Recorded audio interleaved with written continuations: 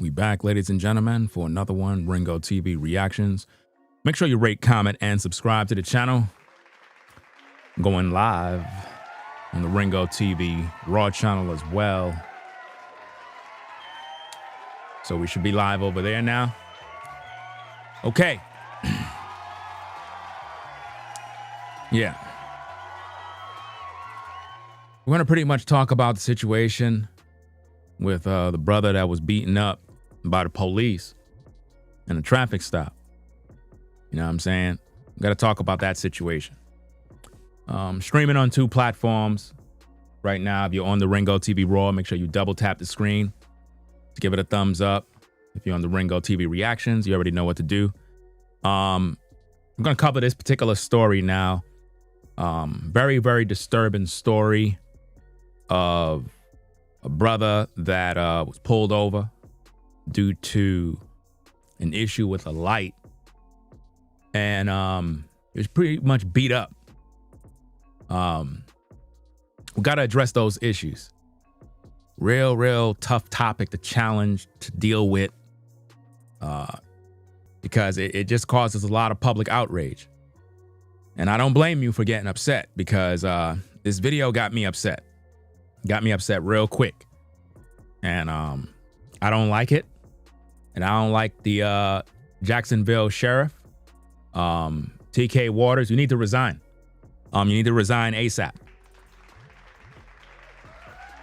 Let me be the first to tell you, you need to resign. Right?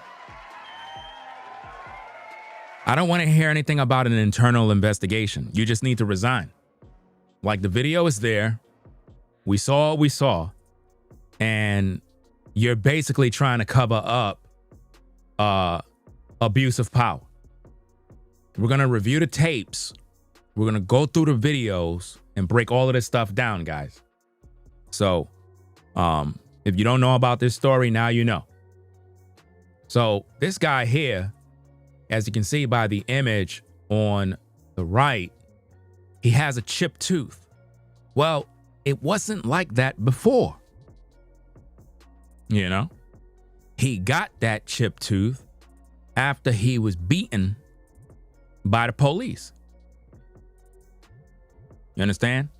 The white racist officer couldn't wait to put his hands on him. And he is, in fact, a racist. Right? He don't like black men.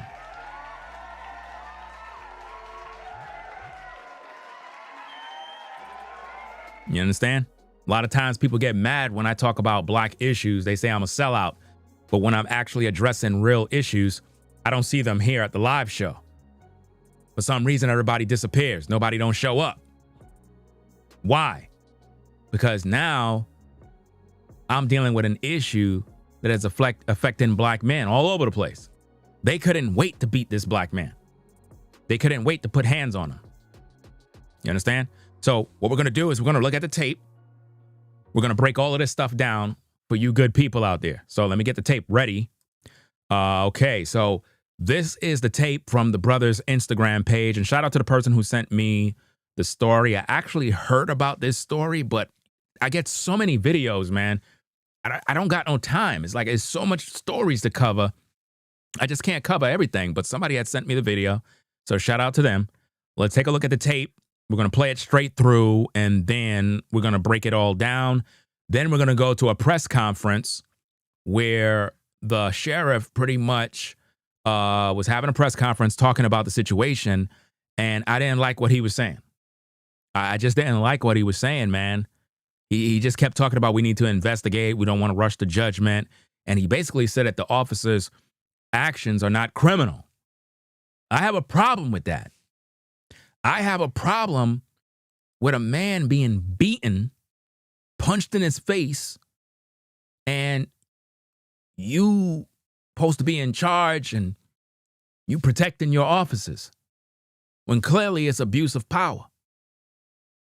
Then you have the black officer sitting there on the side while the brother is busted up, lost his tooth, and it be your own people. That's why I don't trust nobody. Just because somebody's black, it doesn't mean they're your brother. Because they not.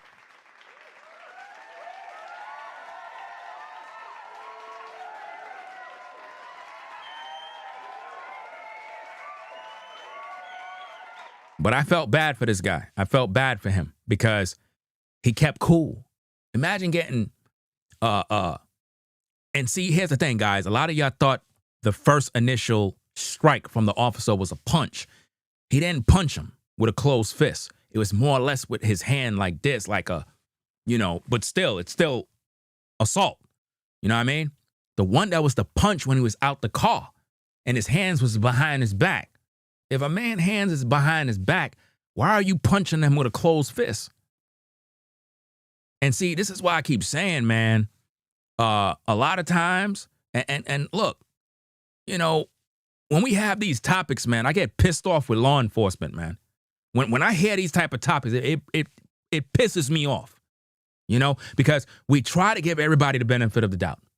We try to be like, oh, there's some good officers out there. No. Because when you see stuff like this, it shouldn't take that long. We don't need an investigation. The public already saw the tapes. We already have the verdict. All the officers need to be fired. Regardless if the young man violated anything, all of those officers need to be fired. Fire them.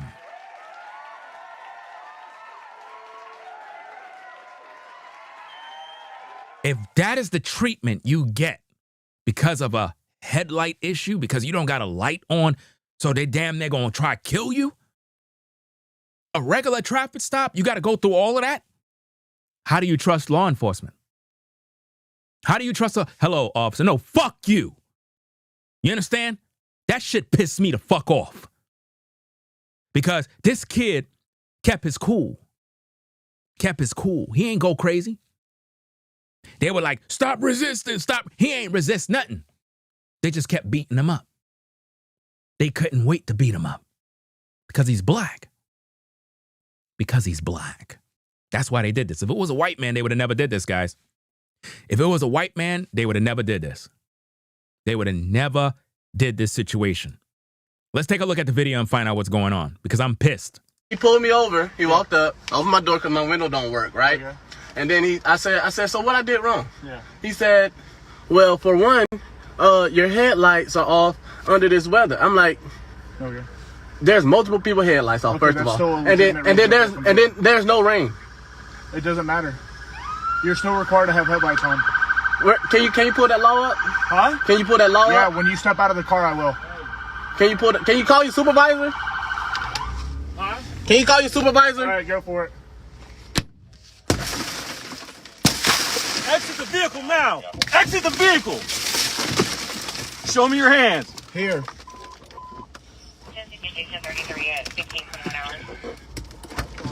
I'm here. What is your reason, sir? Step out. What is your reason? Step out now. All right. Get on the ground. Don't. Get on the ground. Stop fighting. Put your hands behind your back. Put your hands behind your back. Hands behind your back.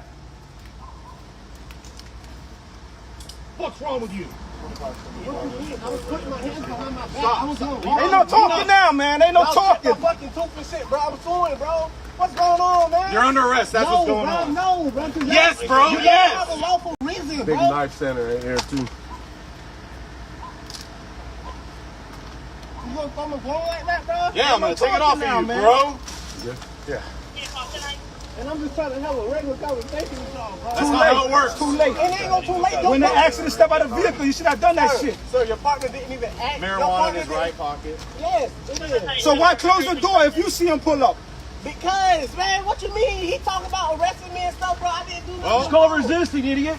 I didn't do nothing wrong, sir. Can you back me up to the car so I can clean up? Shut up. You was busting my shit, sir. Like, where do we begin with this? Where do we need an investigation? Do we really need an investigation for this?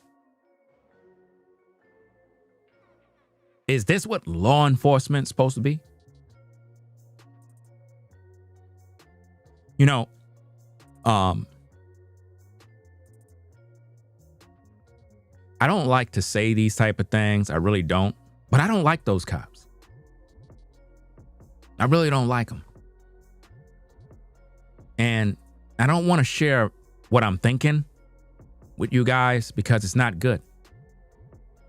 My thoughts right now about those officers are not good, guys. They're not good. I don't like them. I really don't.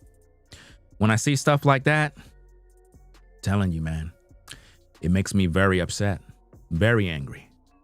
Because the way they treated that man was like he damn near murdered somebody. Like they were literally hunting down a killer that killed the officer. That's how they hunted him down. If this young man didn't have that videotape, nobody would know what went down. Nobody would know. Probably was afraid for his life because he ain't report the situation. But that video is very, very telling. It shows the true nature of what goes on. The true nature of what goes on in law enforcement. You know? And Officer Tatum, if you do a video, because you probably already did, you better be on the right side of history. I don't want to hear none of that bullshit about, oh, he was resisting and all this other stuff. You better make sure you say the right thing, because I'm going to be waiting. And I'm going to check your platform to make sure that you on point. Because if you siding with that BS, well, we're going to be making 1,000 videos about you. That's right. Nobody's safe. Nobody's safe. Let's get back to the content. And again, if you're on the Ringo TV Raw channel, we're viewing the footage on the reactions channel, right? You can only hear me and you can hear the audio, right? But we're talking about this situation because this man was beaten. He was brutalized. And okay, if he did something wrong, then he should be held accountable for that. But at the same time, was it justified for this level of force? When a man's hand is behind his back, hands behind his back, you don't punch him in the face at all. You don't do that. At that point, all bets are off the table. At that point, I want you to be unalived. At that point, if I'm that dude, my hands is behind my back, you guys are handcuffing me, and you punch me in my fucking face, all bets are off the table at that point. You understand? At that point, there's going to be a problem. So, to the Jacksonville sheriff, you need to resign. You're a fucking disgrace. You understand? You're a disgrace. Because I looked at that little press conference of yours and I didn't like it. I didn't like how when the reporters were asking you questions, you were watering down the situation like, well, there's no criminal, the officers is justified, but we still investigating. What are you talking about? So let me get this straight. So if a Jewish woman, I said a Jewish woman,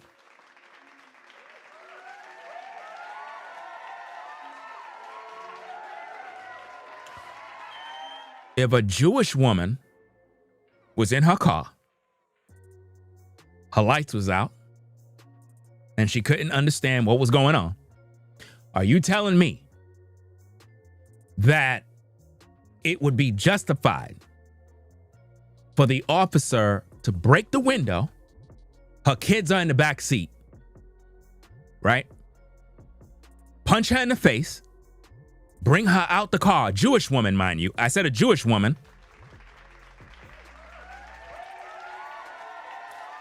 Her hands is behind her back, and then you're telling me that it's okay for the male officer to punch her in the face. That's all company policy and within rights. Are you telling me that's what it is?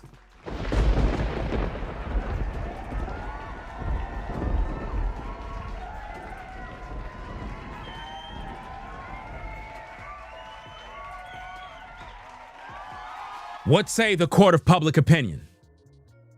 Is that the way you think it would go down if it was a Jewish woman? No, it would not go down like that. It only go down like that because it was a black man with locks. So obviously, he must be a criminal. He must be violent. He deserves to get beat. Only the black men that happened to. If that was a white man, they would have never did that. We all know. It only happens to black men. Only black men. And it needs to stop. I said it needs to stop.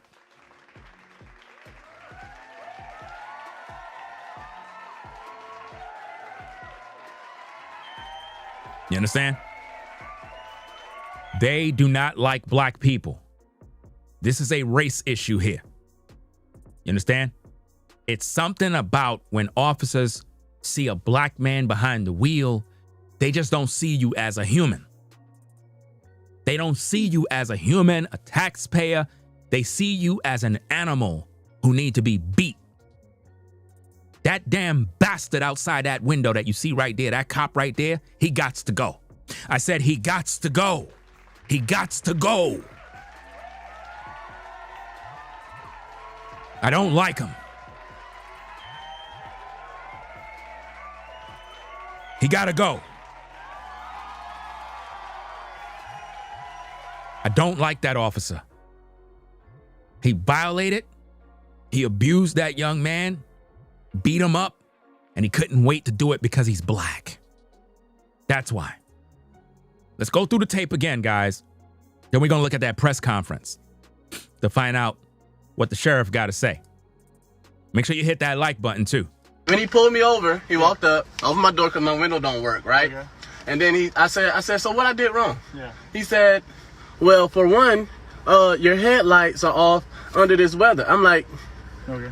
There's multiple people headlights off, okay, first of all. And then there's no rain. It doesn't matter. You're still required to have headlights on. Can you pull that law up? Huh? Can you pull that law up? Yeah, when you step out of the car, I will. Can you call your supervisor? Now notice the cop that's on the outside right there, he couldn't wait to do what he had to do. He couldn't wait. He's like, look, forget all of this nonsense. Let me get this ninja out the car. Because that's how they see you. You know what I mean? When you are black and you're in a vehicle like this, right? They don't see you as a human. They see you as a ninja. That's how they see you. And even if a black officer is there, they don't even respect him. When it's predominantly white officers in a scene and they're trying to get a black man out of a vehicle, they see you as a ninja at that moment. The racism picks up. It all comes out, especially when they feel like you're not submitting to their authority. They go beyond what their job title is. You understand? That's the truth. And if you're a black officer, you're a joke to them at that point. You better just stay in your place. Doesn't matter if you're one of them. You know what I mean? Because if it was up to them, they'll put a bullet in your head if you even get out of line. So you could think everybody's all cool. I'm telling you what it is, right? Let's get back at the content. Let's go. Can you call your supervisor? All right, go for it. All right, go for it. Watch the officer now. Now think about this, guys. Is that necessary? He said that his window can't roll down. He said his window can't roll down. So you bust his window, right? Now at that moment, the brother's probably like, man, boy, why is this happening to me? Right? Now watch this. Exit the vehicle now. Now think what he just did right there. Now, what? I want to know, guys, like, what was that? Why did he do that? At that point, if that brother had a gun in that car, he was supposed to take him out. I don't give a fuck. At that moment, with what he just did right there, that young brother was supposed to crash out. I'm sorry. At that moment, he was supposed to crash out completely. Crash out. Because you violated him. At that moment, I don't understand how that young man was able to keep his cool. I don't know how he was able to keep his cool, man. Imagine you in the car. It's supposed to be law enforcement. Protect and serve, right? I'm trying to be cooperative. And you just do that to that brother, man? Nah, you gotta go, bro. You got to go. At that moment, I don't care. You got to go, man. That's unacceptable. And yet you got the damn Jacksonville police chief, whatever, not chief, the sheriff, basically siding with the officers. And he's trying to act like he's not. He's trying to act like we're investigating. There's nothing to investigate. What is this? Can you call your supervisor? All right, go for it. He asked, can you call the supervisor? Nobody don't call no supervisor. Forget that. Exit the vehicle now. Exit. Exit the vehicle now. Did he even have any time to do anything? You just strike the man. And we're supposed to respect officers. No, fuck you. You understand? And if you're an officer and you got a fucking problem, fuck you too. What just happened to that black man was uncalled for. And I'm angry. You understand? And I'm pretty sure the community is angry too. That's unacceptable behavior. No citizen should be treated like that. That is not how you treat citizens. You understand? If the young man don't understand what's going on, okay. Learn how to de-escalate, calm things down. But no, everybody got their egos going. But now, if the young man had a gun in the car and emptied a clip in all of you officers, then you're gonna say, oh, he's a bad guy. But look what y'all did. We need an investigation about this? This need to be investigated? No. We got the tape. It's right there. We got the tape. It's right there. Look what they did to the brother. Look what they did to him. This is crazy, man. I'm pissed. Can you call your supervisor? All right, go for it. Exit the vehicle now. Exit the vehicle. Now, at that moment, I'm crashing out. At that moment, I'm done. I'm done. At that moment, I'm done. I don't know. Listen, I don't know how the hell that young man was able to keep his cool. He probably in the church. He probably got some sort of mama praying for him. He probably got some sort of scripture in him. I don't know how he was able to calm himself down and stay cool. I don't know. You strike me like that, it's going to be a problem. It's going to be a problem. But no, we need to investigate because we want to find out if the officer did something wrong. You can't see what he did. You can't see what that officer did. We need an investigation for that. We need to investigate this type of brutality. What if he wasn't recording? Because based on the video that's on the body cam, it didn't show nothing. The body cam that I seen, it didn't show nothing. I kind of looked at a little bit of the tape. Maybe there's more that I didn't see. But based on that tape, I didn't see nothing. So his footage is necessary. This footage should be putting those officers behind bars, and nobody should have a job at this point. Nobody. None of them officers should have jobs, man. This should make everybody upset. If there's anything to be upset about, this you should be upset about because this can happen to you. Can you call your supervisor? All right, go for it. Exit the vehicle now. Exit the vehicle. Now look at the other officer there. He couldn't wait. Watch the other white racist officer. Check him out. He couldn't wait. He's like, yes, it's a black man. I get a chance now to put hands on him now. Show me your hands. Here. They all, adrenaline is rushing. They just violent, ready to beat. I'm here. Messed up the man car. What is your reason, sir? Let's go rip him out. What is your reason? Step out now. All right. Now everybody ransack him now. Now everybody ransack the brother. You already got him out the car now. You already done assaulted him, right? Let's rough him up some more. No. Now look at this. You got all these officers on him, right? Watch this. Now look, arms behind his back. Arms are behind his back. You see the arms behind his back? You see the punch to the face? Now imagine that, guys. Imagine that. Do you really think, could you tell me that you would have any respect for law enforcement after that video? Any respect? It's like this stuff keep replaying itself. Every time we got an issue where cops do stuff like this to black men, it happens, we get upset, Then we calm down, things go back to normal, and we try to just be cool. Then it happens again. Then it happens again. And again. And it just don't change. If this young man didn't have this tape, guys, we would not know the extent of this issue. We would not know. Look how they beating him up, guys. Step out. What is your reason? Step out now. All right. Look at these demons. Those are demons. They couldn't wait to put their hands on a black man. They couldn't wait. They couldn't wait to beat him down. See this? Now his arms are behind his back. So why is the same officer balling up his fist to punch him in the face? Look at that punch right there. Now, if I'm correct, the sheriff was like, oh, we can't really see it. We can't really see it in the video. We don't know what's going on. It needs to be investigated. I see it. What are you talking about? You don't see it. It's right there. You see his fist? You see the punch? It's right there.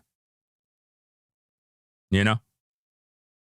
He punched him in his jaw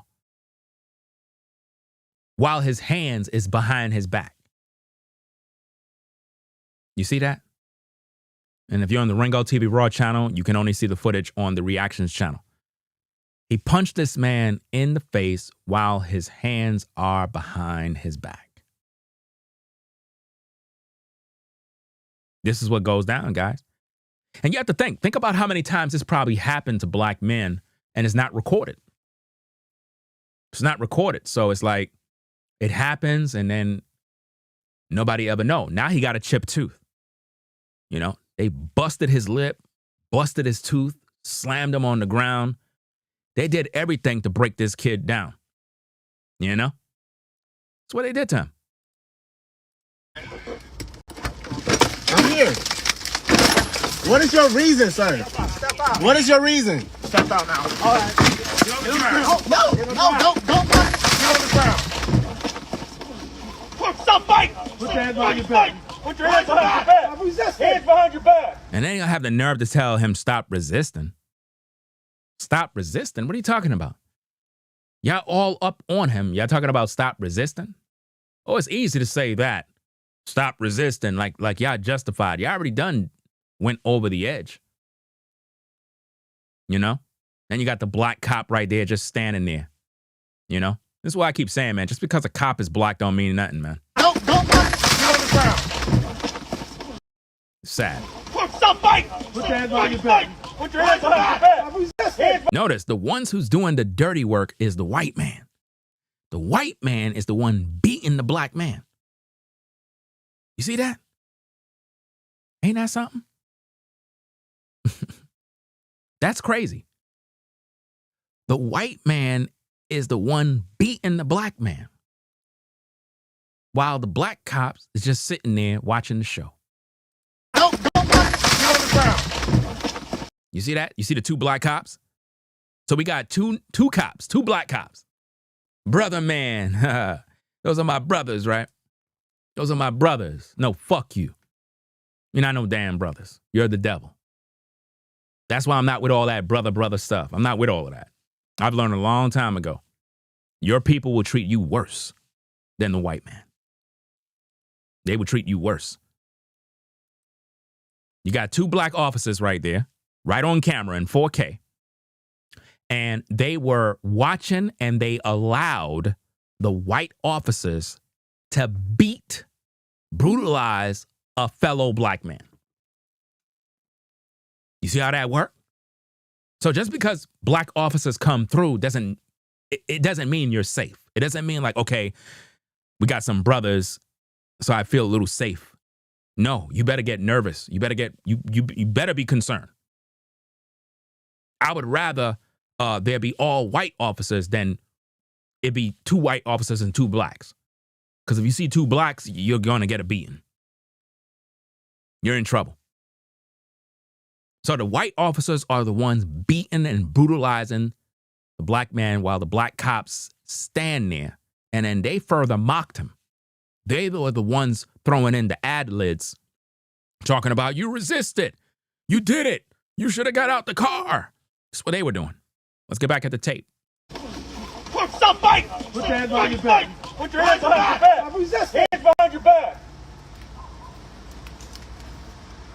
What's wrong with you?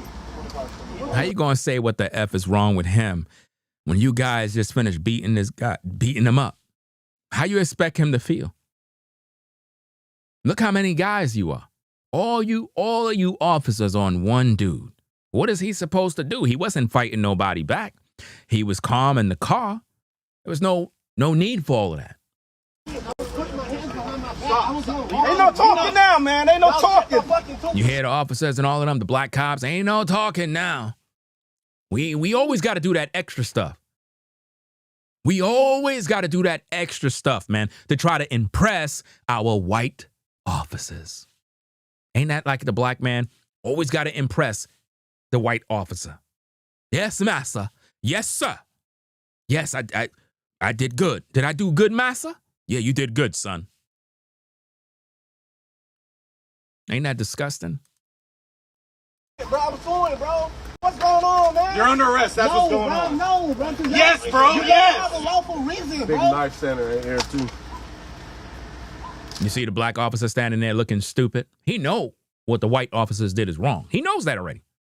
Because you can't tell me that your ancestors don't make you feel what that black man is feeling. See, if you black, you're supposed to feel it. Even if you wear a badge. There's no way you could tell me that you don't feel something. You don't know when something is wrong. I can understand you got to do your job. I get that. But was this a criminal? Was this a murderer? Was this a young man that just murdered 3 people? I mean, we've seen situations where, what's that guy that, I forgot who it was, but he killed a bunch of people and they bought McDonald's or they bought something for him. Who was that guy? The one that killed the people. He did something and they took him to the burger joint to get him some burgers, a sandwich or something. I forgot who it was. It was Dalen Roof, the white guy. That was him. They treated him like royalty. And he killed people. He killed people and they treated him like a celebrity. Took him to the burger joint to get some burgers, a nice Coke, you know what I mean, to wash down the burgers. He the one that killed the church people, right? Church killer in Alabama. Good old Alabama. You know, where all the racists are, right? Out there in Alabama. And treated him like royalty. They didn't beat him to the Pope like they did this guy. That's because this guy is black. But now if you're white and you kill churchgoers, oh, you get treated with the utmost respect. You know? That's crazy. Absolutely crazy. Let's get back at the content. Let's go. You gonna throw my phone like that, bro? Yeah, I'm gonna take it off of you, bro. Yeah. And I'm just trying to have a regular conversation with y'all, bro. I said I was just trying to have a regular conversation with you guys. And this is how y'all did me? Works. Too late. It ain't gonna too late. When they asked you to step out of the vehicle, you should have done that shit. Sir, your partner didn't even ask. Marijuana in his right pocket. Yes. Listen, man. When I tell you, man, the more I see videos like this with law enforcement abusing their power, bro, the more I don't like them. Sad to say, guys, it is what it is. The more I see this type of stuff, the more I don't trust law enforcement, bro. This stuff right here really gets under my skin, man. I don't like this type of stuff. I really don't, because the officers that might be on point, that do their job, they try to be courteous, kind, y'all just get a bad rap all the time. Because once the public sees stuff like this, they lose all confidence in you all over again. All over again. And it gets to the point where it's like we become, we just don't care no more. As soon as we see you, we don't like you. You know what I'm saying? We just don't like you. As soon as we see you coming, we know it's going to be a problem. So it's like, you most likely a racist. Damn, I'm black. Uh-oh, I'm being pulled over by the police. It's not going to be good. Really sad, man.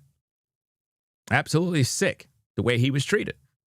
So why close the door if you see him pull up? Because, man, what you mean? He talking about arresting me and stuff, bro. I didn't do nothing. It's called resisting, idiot. I didn't do nothing wrong. He called him an idiot. So let me get this straight. I thought the officer's supposed to be courteous and kind, and you're calling people idiots and, you know, all sorts of stuff. Like, is this the training that law enforcement get, that it's okay to strike citizens, beat them up, destroy their property, destroy their vehicles? Is that the way it's supposed to be? Is that what we could look forward to? Because if the general public is concerned about police activity like this, then there's not going to be no trust. That means that when the people see police, they're going to be on edge. So now, what if the people start to fight back? What if the people be on so much edge that when they see law enforcement pull them over, they have their gun by their side ready? What if that's the situation? What if it get to the point where not only is the driver strapped, but his passengers also have guns, and when they see the driver start getting attacked, they just pull their guns and empty the clip in the law enforcement officer's head? How about that? That'll be great for a news story, because that's exactly where it's going to be going soon. Because this right here is disgusting. There needs no investigation. We got the video. We can see what the officer's done. Let's just take their gun and badges and call it a day. That's it. Take the guns, take the badges. They're fired. Arrest those officers. Put them behind bars. That's it. Even the black officers, put them behind bars too. All of them. You see? All of them. We know the white officers are racist. They most likely have complaints against them that the department been covering up for a long time. And again, at the Sheriff T.K. Water, you need to step down. T.K. Water, you need to resign. You need to resign. You're a disgrace to the department. You're a disgrace to the community. And we don't trust you. I speak for the people. We don't trust you. We don't trust you. I don't want to hear anything from you. Because I saw it in the so-called press conference, which we're going to get into right now, guys. We're going to get into that in a minute. Can you back me up to the car so I can lean up? Shut up. And even after he got beat up, he asked for you guys to back him up to the car so that he could lean up. Still being courteous and kind and respectful of law enforcement after he was brutally beaten. This doesn't make no sense, man. So let's get into this press conference. But before we get into the press conference, let's look at some news reports first, right? Look at some news reports and get into these things. Let's take a look at these news reports first, guys. And then we got about 2 news reports, and then we're going to get into the actual press conference. Developing at 6, a new video appearing to show an aggressive traffic stop by Jacksonville Sheriff's officers is going viral on social media. Thank you for joining us. I'm Jessica Clark. Sheriff T.K. saying he is aware of the video and there is an investigation underway.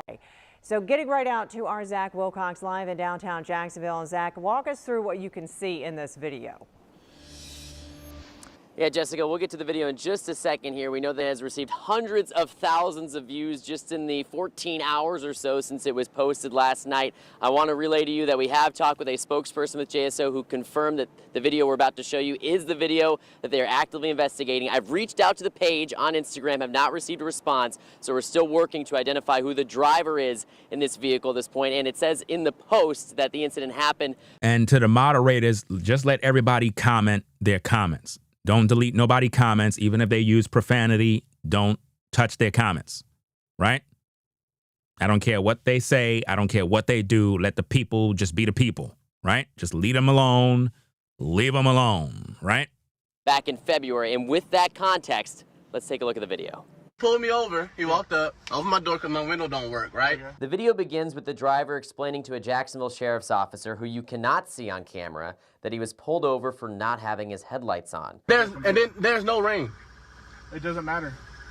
You're still required to have headlights on. The driver asked to see the law, and the officer says he'll show it to him when he agrees to step out of the car. Can you call your supervisor? All right, go for it.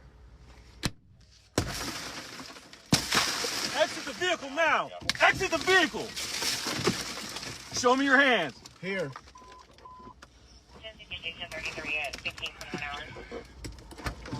I'm here. What is your reason, sir? Step out. What is your reason? Step out now. All right. No. Sheriff T.K. Waters issued a statement Sunday saying in part, quote, "We have launched an internal investigation into it and the circumstances surrounding this incident. We hold our officers to the highest standards and are committed to thoroughly determining what occurred." And just to reiterate, we are still trying to get in contact with the driver to hear their story and hear a little bit about what happened before and after this incident. I have our crime and safety analyst, Ken Jefferson, joining me here. Ken, you watched this video. As somebody with a lot of law enforcement experience, what's the first thing that goes through your head when you see it? I have a lot of questions about this. The probable cause that the officer is saying that the reason why they stopped him, in my opinion, does not jive because it does not jive with what the law says about driving with headlights on in the daylight. That's the first question. The second question is the person was not aggressive towards the officers. He was non-compliant when he wouldn't get out of the vehicle. Why did the officer punch him once he punched the window out? What was that punch for? He wasn't trying to fight anybody or try to get away or any of that. So I've got a lot of questions about this particular stop. And we'll have to review the body-worn camera video. We see the video that the individual videotape, but I want to see it from the very start. Why did they stop him? Why did they want him out of the car? Now, officers have the lawful right to ask you to get out of the car. You should comply. You should comply when they ask you to get out of the car. But when he didn't, they do have the right to extract him out of the vehicle. But that punch, to me, says that was totally unnecessary. Yeah. And Ken, I reached out to a spokesperson with JSO who mentioned that they aren't aware of any complaints that were filed from this incident back in February. That's, of course, one thing that they're going to be looking at here in the days to come. What else is going to be going on in this internal investigation? Yeah, so it's my understanding that the sheriff's office just became aware of it once it hit social media. So there was no complaint that I know of that was actually filed. I do know that they will totally and completely investigate this from the beginning, the middle, and the end, and come up with a conclusion.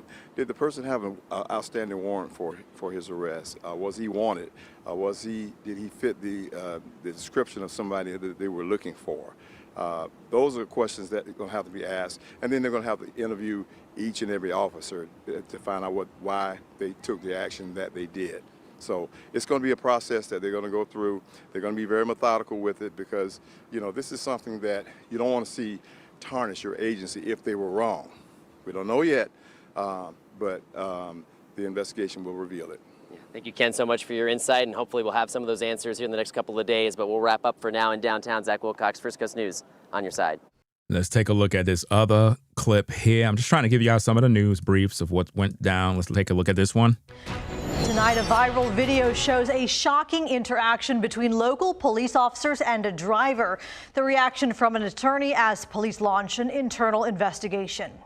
Now taking a live look downtown where the First Alert weather team is tracking some relief on the way after the hottest weekend of the year. We don't care about the weekend. Get to the point. Good evening, I'm Yona Gavino. A man who got video of Jacksonville Sheriff's officers pulling him out of his car and hitting him has now hired high-profile lawyers. We told you at 6:30 about the video that has started a JSO investigation and has tens of thousands of people reacting online. Action News Jack's Nicholas Brooks is live at the Jacksonville Sheriff's Office. And I believe this happened in February. If I'm correct. Correct me if I'm wrong, but I think this incident happened in February and everything is now coming out or something like that. That's crazy. The man who represented George Floyd's family is going to represent him. Yeah, and lawyers confirmed the man's name as William McNeil Jr. He said that he hired Ben Crump and Harry Daniels. And we also spoke for attorney ourselves who said if the video tells the whole story, then the man may have a case against JSO. And we warn you, the video you're about to watch may be disturbing to some. I will say that video seems very over the top in terms of the officer's behavior. Chris Carson is one of thousands of people reacting tonight to a video that has started a JSO investigation. The video shows a February 19th traffic stop. According to William McNeil Jr., it all started when an officer pulled him over, claiming he needed to have his headlights on in cloudy weather. I said, so what I did wrong? Yeah. He said, well, for one, your headlights are off under this weather. The driver says he questioned the stop and asked for a supervisor. That's when things escalated. Can you call your supervisor? All right, go for it. An officer breaks the car window and hits the driver in the face. The driver puts his hands up and asks, "What's going on?" But then another punch is thrown.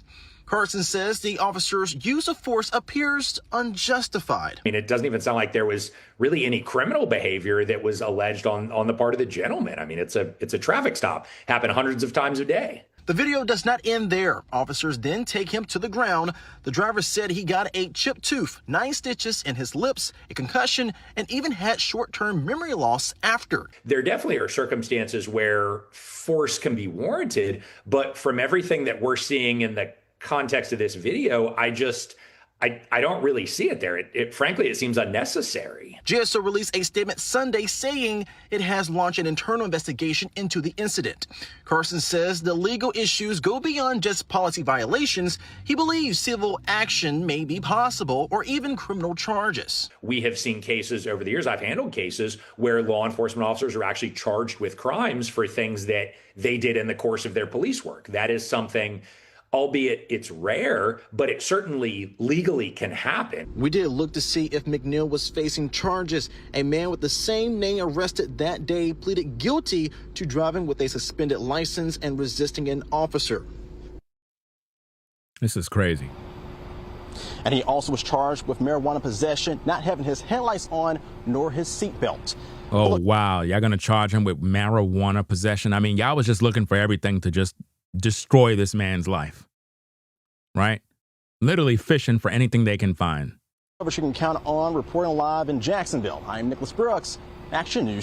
Okay, so let's get into the so-called press conference and take a look at that and see what the so-called sheriff had to say about this situation. Let's see what he got to say, guys. All right, thank you so much, Lee. We want to right now go to Jacksonville Sheriff T.K. He's holding a news conference briefing in regards to that viral arrest video that we've been showing you. And let's listen in right now. Of course, I'm Sheriff T.K. This is Director Ed Cayenne from our Director of Homeland Security and Investigations. Our integrity unit also falls underneath him. That's why he's joining me up here this evening. Today, the Jacksonville Sheriff's Office is releasing information regarding the circumstances of William Anthony McNeil Jr.'s arrest on February 19th of 2025. Yesterday, while I was in church, JSO became aware that cell phone camera footage purportedly of this arrest was circulating on social media. At my direction, the agency immediately began both a criminal and administrative review of the officer's actions. These administrative reviews are ongoing, but the State Attorney's Office has determined that none of the involved officers violated criminal law. Even though the administrative review has yet to be completed, we are releasing the body-worn camera footage today because Officer Bowers has consented to its release and waived his officer's Bill of Rights pertaining to the discrete piece of evidence. Because the administrative review is pending, the officer's Bill of Rights prevents me from releasing any additional information beyond these videos, as it is confidential under Florida Statute 112.532. As JSO's leader, I have vowed to be open and transparent with the public that we serve. Whether the information shared reflects well in this agency or not, I have always done my very best to tell the public exactly what's going on within the agency. When there are allegations of officer misconduct, our agency thoroughly investigates those allegations. When allegations of officer misconduct are sustained, we hold officers accountable, as I've done many times in the past. In this case, the cell phone camera footage that began viral circulation over the weekend does not comprehensively capture the circumstances surrounding this incident, and that is to be expected. Part of that stems from the distance and perspective of the recording cell phone camera. Another part of it stems from the fact that the cell phone camera did not capture the events that preceded Officer Bowers' decision to arrest McNeil. Moreover, cameras can only capture what can be seen and heard. So much context and depth are absent from recorded footage because the camera simply cannot capture what is known to the people depicted in it. Do you see how the sheriff is protecting the officers already? You can't see that he's full of crap. You know, he even tried to, if I'm correct, didn't he just say earlier that he was in church? Or am I just hearing something? Did y'all hear that part? Something about he was at church and then he caught wind of the video to try to make it seem like he's this holy, righteous man of God that tells the truth. That doesn't make any sense. As a 33-year law enforcement officer, I understand the importance of thorough and complete investigations. One piece of evidence considered in a vacuum without any context can lead to skewed conclusions. When incomplete cell phone camera footage becomes the basis on which public opinion turns, the results can be equally faulty. A rush to judgment, whether it be in a criminal investigation or in a court of public opinion, can lead to flawed conclusions.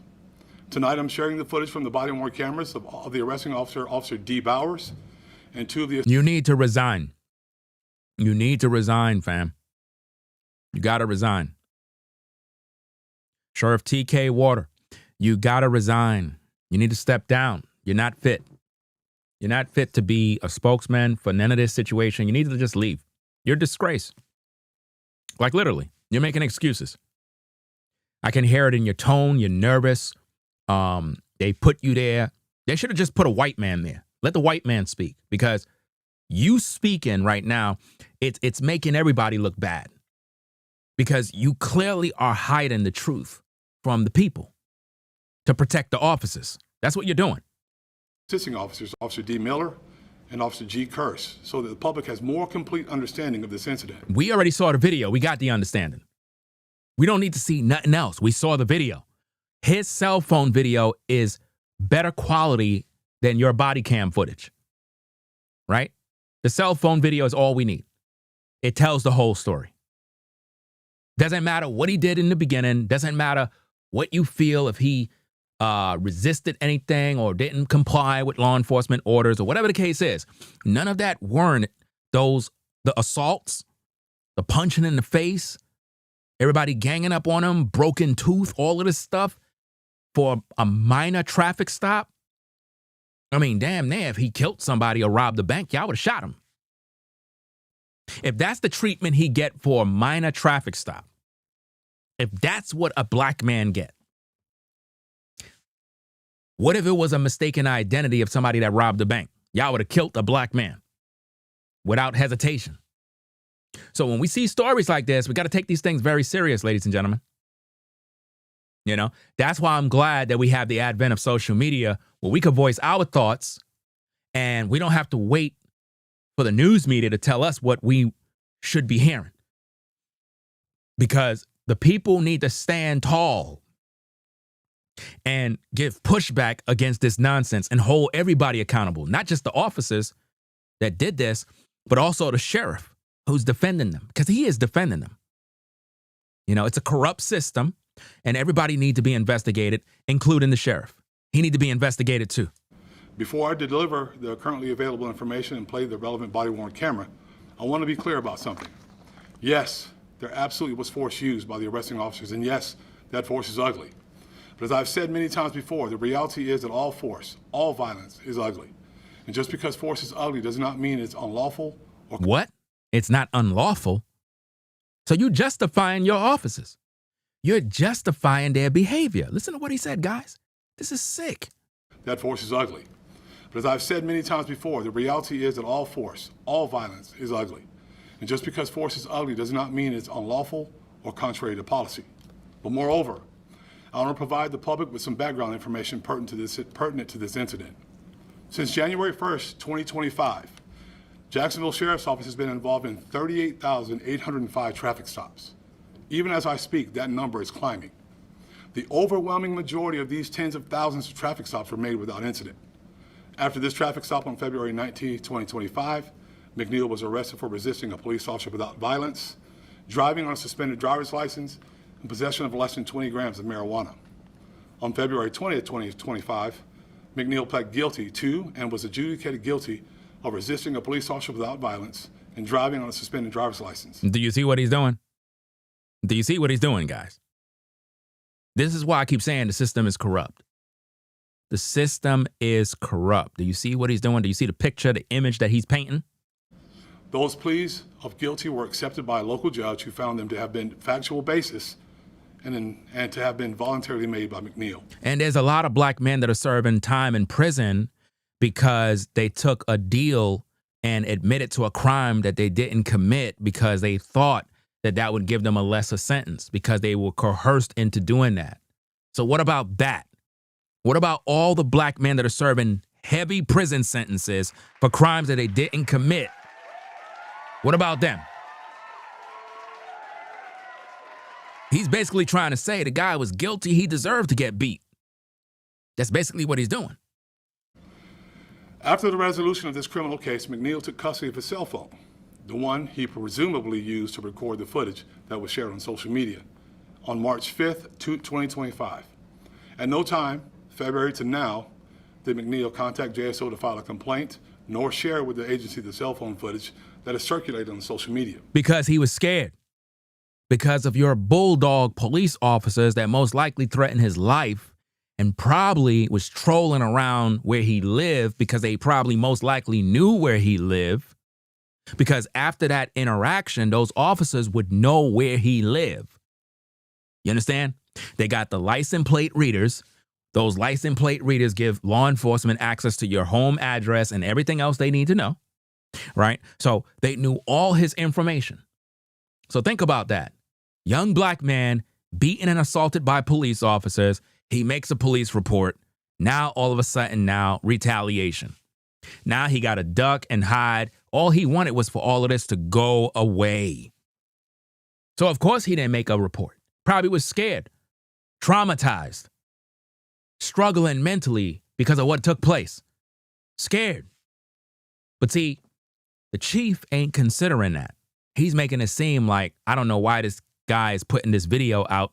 He had ample opportunity to make a formal complaint. He ain't put it in. So, I don't know why we even wasting our time. He's making light of the issue, guys. He's gaslighting the people. As I said earlier, immediately upon becoming aware of this footage, JSO began a criminal and administrative investigations into the incident. Had McNeil filed a complaint, JSO would have started this investigation at that time.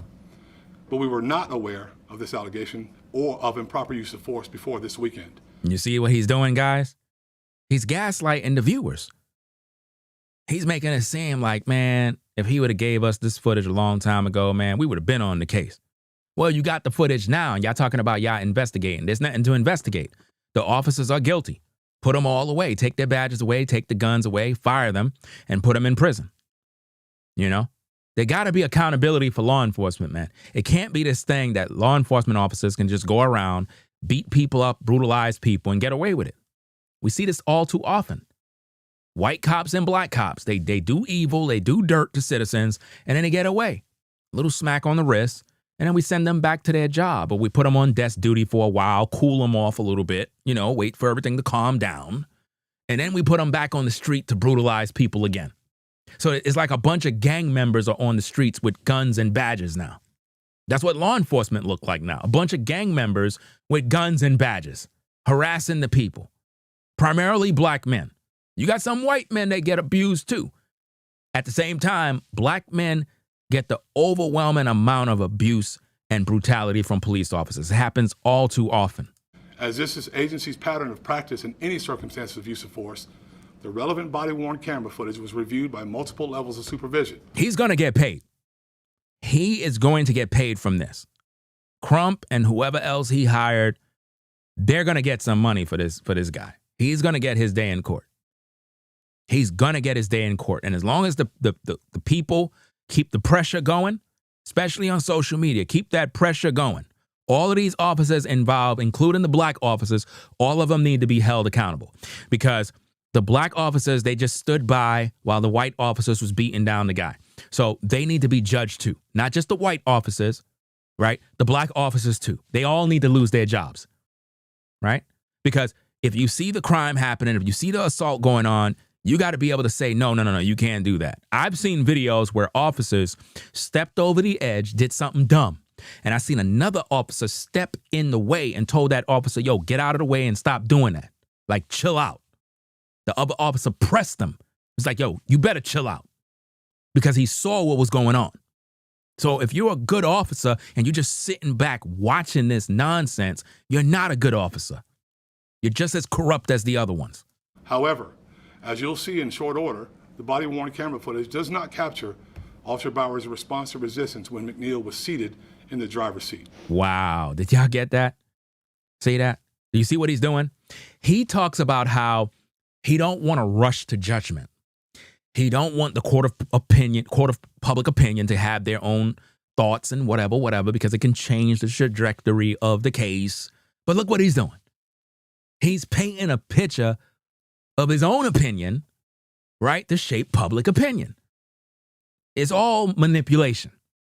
He's manipulating the facts.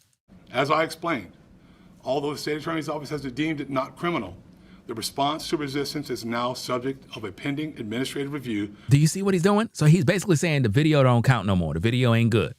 It's an pending an internal investigation, and we're going to leave it up to them. The video is trash. The video ain't good. Yeah. To determine if Bauer's conduct violated JSO policy. The law requires that a person comply with the police officer's commands during a traffic stop. This is extremely important. There are not options. If you disagree, take care of it someplace else, but not on the side of the road. No one enjoys being the subject of a traffic stop. And there are times in which citizens dispute circumstances of their stops. But the law is clear. A person must comply with an officer's commands, even if that person disagrees with that officer's reasons for the stop. Within 21 seconds of his civil stop or civil traffic infractions, driving without illuminated headlights during rain or failure to wear a seatbelt, McNeil refused to provide stopping officers with his driver's license and registration.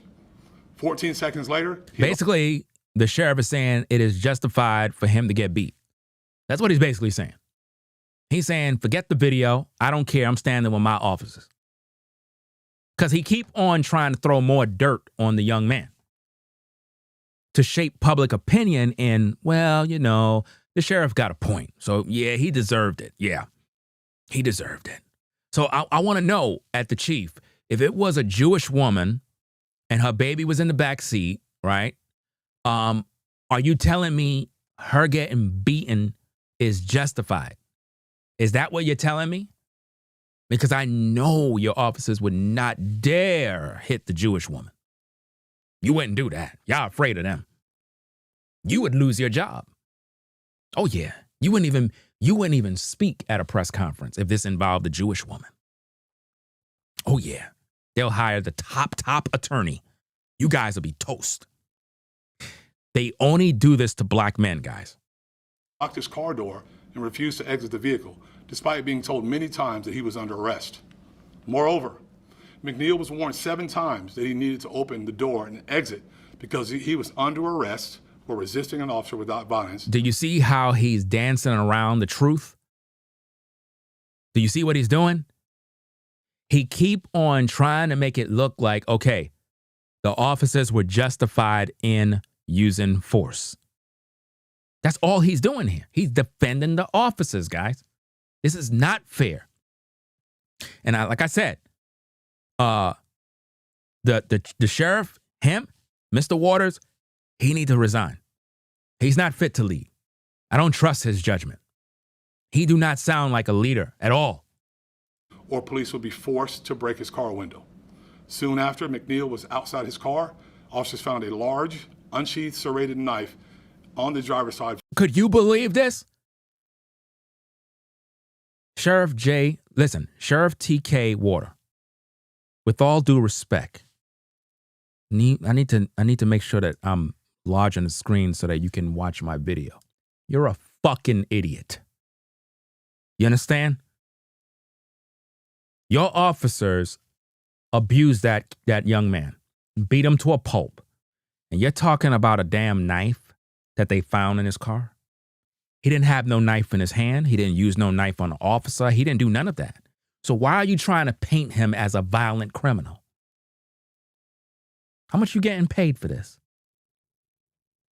How much you getting paid, Mr. Waters? How much they pay you? Are y'all seeing what's going on?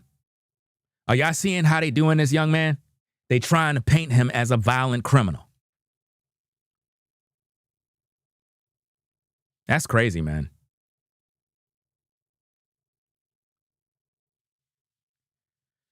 I'm telling you, man, the system is totally against black men, guys. I don't trust this guy right here. Listen to this again. Exit because he was under arrest for resisting an officer without violence, or police would be forced to break his car window. Soon after, McNeil was outside his car. Officers found a large, unsheathed, serrated knife on the driver's side floorboard. On the driver's side floorboard. What does that have to do with what your officers did? You already got him out the car.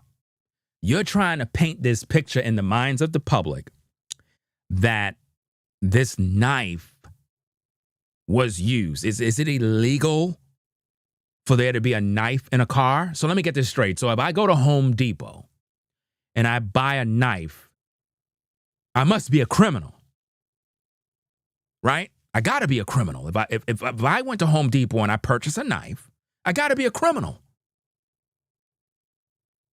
It don't make no sense. Just admit that your officers is wrong. You're trying to paint this young man as if though the knife being there, he could have used it on your officer. He could have used it. Well, what if he had a gun? What if he had rights to bear arms and he had a gun on him? Then y'all would have killed him. Right?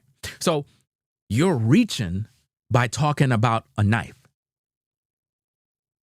And the public need to be outraged by your press conference. Because I can see through you. I can see right through you. I don't know how much they paying you to do what you did, man. But you a disgrace to the black community. That's number one. You a disgrace.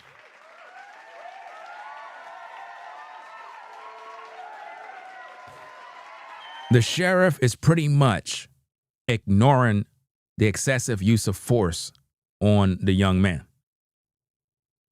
He's ignoring it. He's too busy trying to paint a negative picture of the young man so the general public can look at it as, well, he deserved what he got. You got to understand how manipulation works, guys.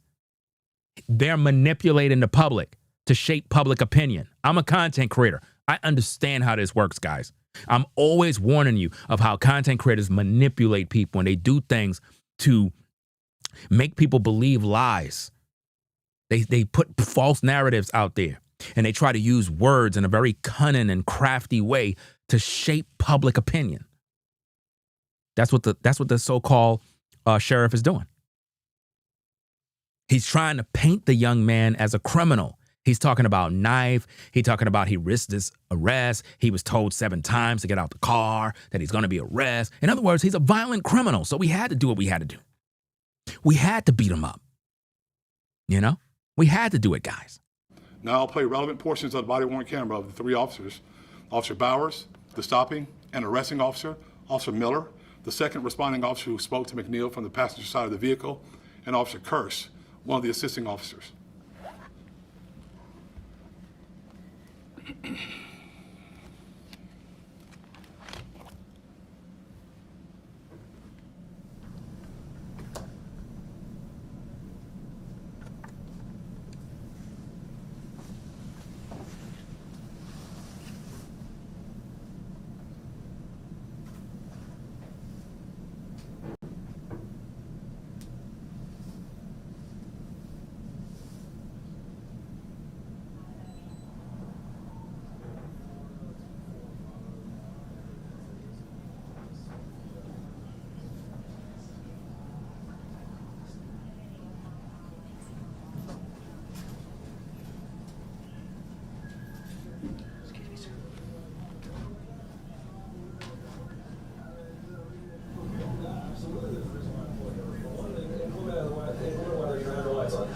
You're not wearing your seatbelt. It's green light. I don't need the lights. And it's not red. It's not red. It's not red. Okay. I'm not arguing with you. I'm telling you why I'm pulling you over. Give me your driver's license, registration, proof of insurance. Call your supervisor. Excuse me? Call your supervisor. Call your supervisor. Why did you pull me over? I already told you. Why did you pull me over? Step out of here. No. Step out of here.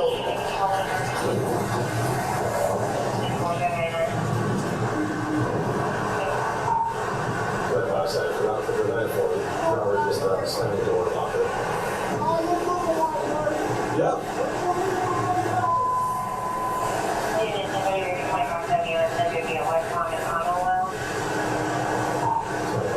anybody responding coming from Commonwealth, block the vehicle, please. Now, keep in mind, the young man is supposed to feel safe in his vehicle. He ain't committing no crime. So what do you have to step outside a vehicle for? You know what I mean? If there was some sort of traffic stop, some violation or whatever, okay, give me a ticket, whatever the case is, I go on my way. So what exactly do I need to step out my car for and do all this other theatrics for? What exactly are we doing here? That is how they shake down a brother. And then they call in the backup, the hound dogs, right? And they were targeting him the whole time. That's what went down. Keep your hands where I can see them, sir. And my camera's on too. I've already told you. Okay. Okay. Right now you're under arrest for resisting. You understand? You're under arrest for resisting. The longer you take us on, the worse it's going to be. So hold up. Wait, let me get this straight. It's not even 5 minutes into the traffic stop, and you already said the young man is arrested. That quick? That was fast. For some lights? Last time I checked, let me see. Wait a minute. It's the cop car lights is not on. Wait a minute. Hold on. I don't know if did y'all see that? Keep your hands where I can see them, sir. And my camera's on too. I've already told you. Okay. Okay. Right now you're under arrest for resisting.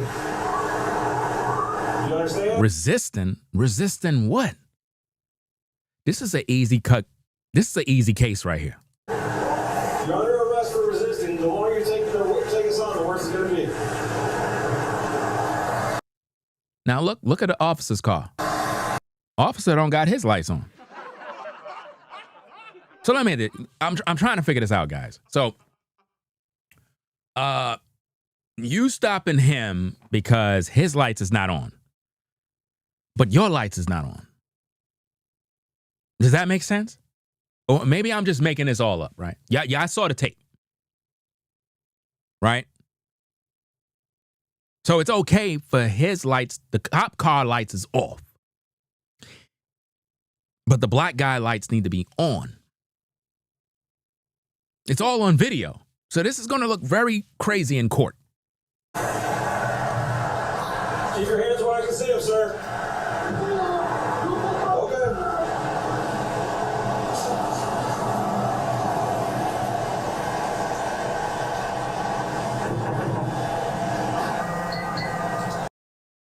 Now notice this, guys. Again, we're talking about lights, right? Watch this.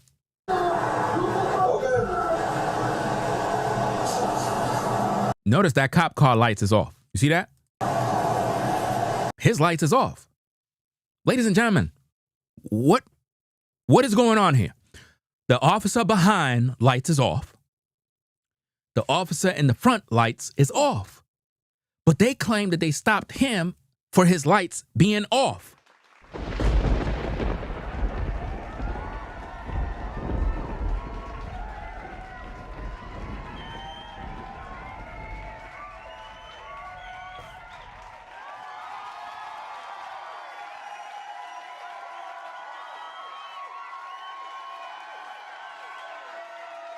I'm trying to figure it out, man.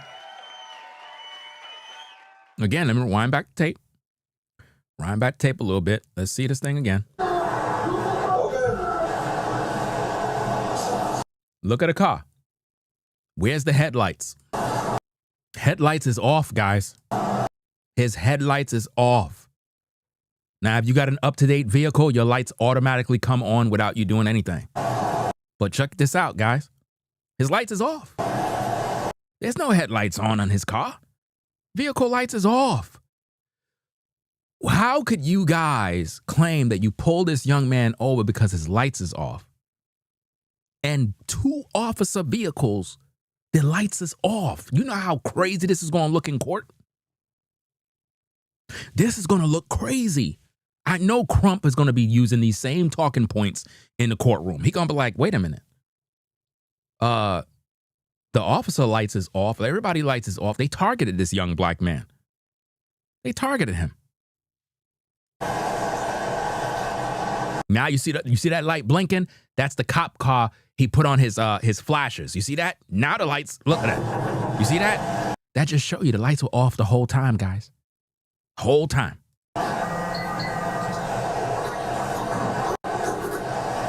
And that only makes the brother stay in his car. Now the brother's concerned for his life now. At this point, he have every right to stay in his car. At this point, there's no need for me getting out my car. There's no need for me to get out my car. You guys are trying to kill me. At this point, I got to fear for my life. Because y'all don't got y'all lights on. But you guys are coming at me telling me my lights is off. You know? This is crazy, man. So I know why he stayed in his car. He's not coming out his car. He's like, look, y'all tripping. Everybody out here, nobody lights is on. Y'all targeting me because I'm black. They probably was following this young man from somewhere and wanted to search his car so bad. Sir, it's your last warning to open the vehicle and exit before we're going to break the window. And they started to threaten to break his window. They been wanting him, guys. This is not a normal, regular stop, guys. That cop car came out of nowhere to come into the front. They been was on to him. That's not a regular stop. No. If it's a regular stop, guys, a cop car don't come to the front of your car like that to box you in. That's not a regular stop. You understand? That is not the normal procedure of a traffic stop. It don't go like that, guys. Nope. Crump is going to have a field day with this case. This young man was targeted. They were following him wherever he came from. I don't know where he came from, but they had their eye on him. You understand? And they knew what they wanted. So when that cop car goes into the front, it's because they were anticipating that he was going to try to flee the scene. Why? Because of some headlights being off? Come on, man. Come on. They would, listen, you have some crooked officers, right? They'll read your license plates. They'll find dirt on you. And then they'll start to harass you. A lot of them they don't go by the books, guys. A lot of them are just dirty cops. Dirty. They'll find little things and they start picking at you for no reason. Open the door and exit or we are going to break the window. Open the door and exit or we are going to break the window.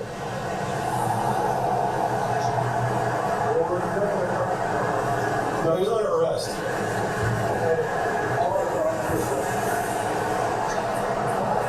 Open the door and exit. You are under arrest for resisting.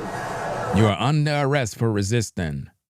You're under arrest for resisting.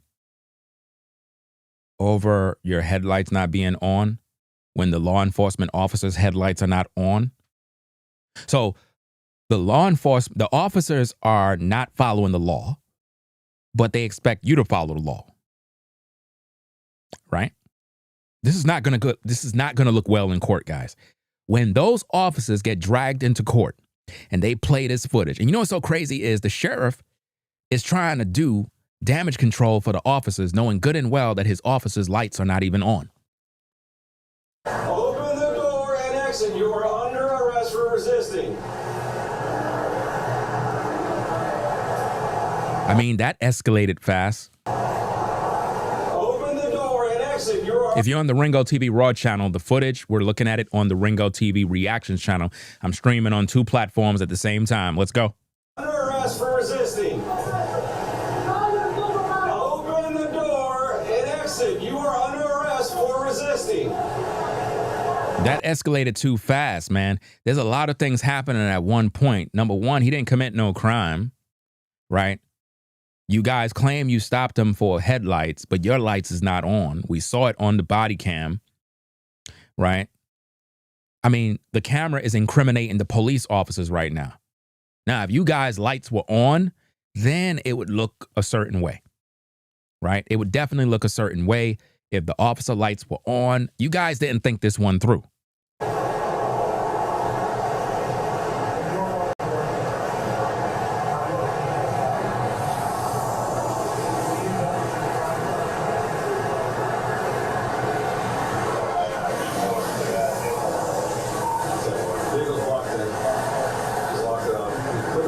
He's putting the window down. What? He's putting the window down. Remember, the young man said that his window on the left side, on the driver's side, don't work. Remember in the original video.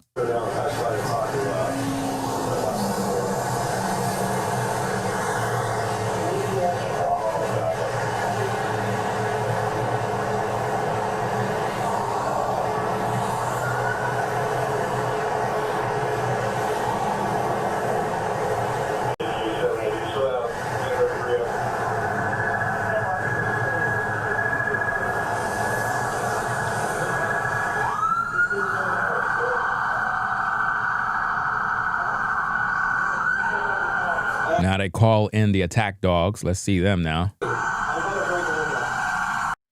Notice this, guys.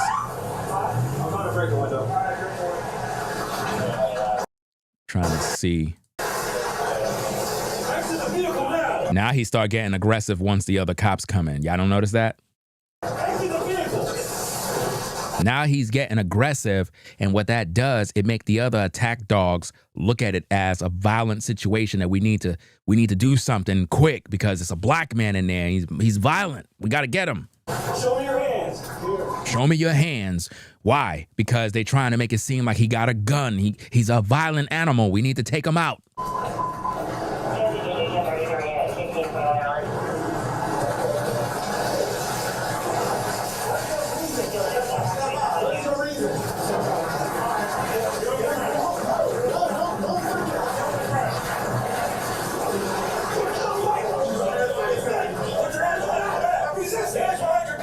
How you going to tell the man stop resisting and all of you guys are on him?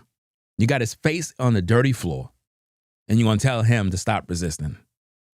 After you already beat him up, punched him in the face, he's in pain, lost his tooth, you smashed his face on the ground. Stop resisting. It's crazy when they say that stuff, stop resisting.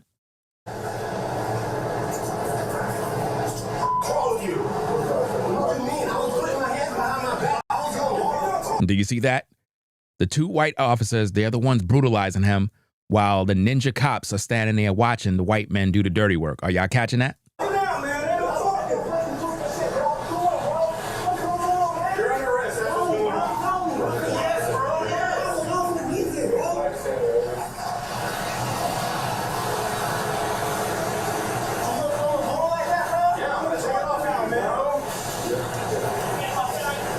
Black officers know good and well what was done was dirty, but they're not saying nothing because they're cowards. This is why I keep saying you really can't put no trust in black officers when you're a black man thinking that, well, maybe if they show up on the scene, they will, I guess, do the right thing. You know what I mean? Like at least hold the other officers accountable. No, they're cowards too. They go along with the dirty work as well. They are part of the gang.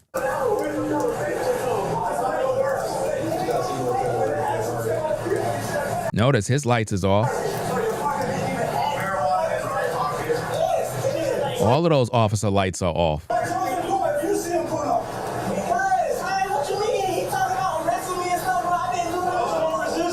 See his mouth bleeding. His mouth is bleeding, teeth missing, all of that. Notice his hand. You see his hand? Because he punched the guy in the face. You see that? It's either when he hit the window or punched the guy in his face. It could be the tooth, right, on his fist, or, because it looked like that could be that, when he punched him in the mouth. It could be that or when he hit the glass, one or the other.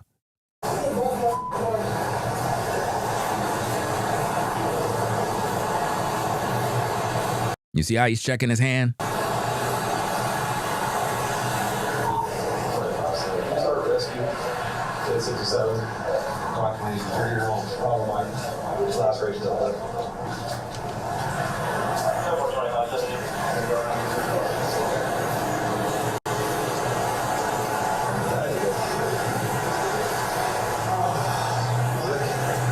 You see, no different than when a man beat up a woman and the woman got bruises.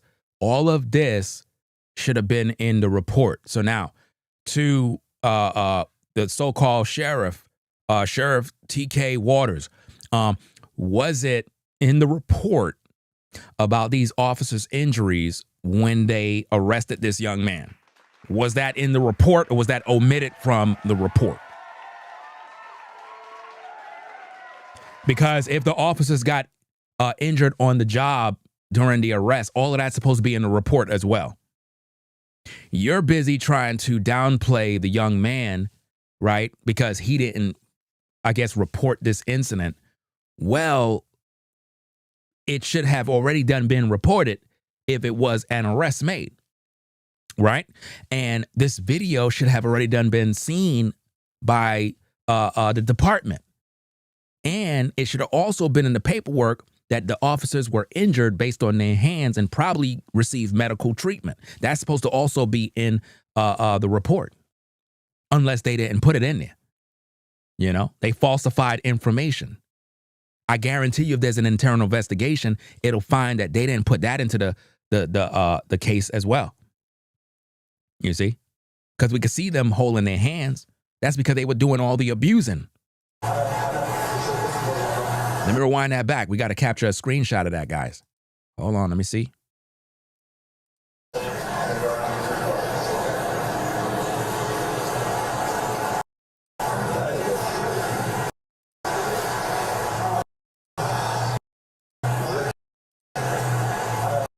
You see his hand? You see his hand, guys? You see that? Yeah, you're injured. So if you're injured as a police officer, that got to go into the paperwork too. That got to be reported. You can't leave that out. Can't put a Band-Aid on that. That got to be reported too.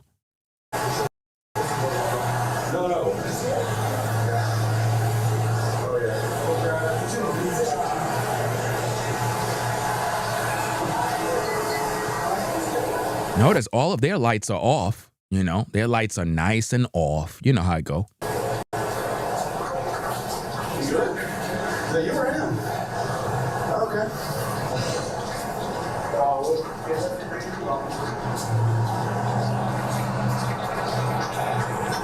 They wanted to arrest that young man, guys. Something went down. There's something more deep about this story.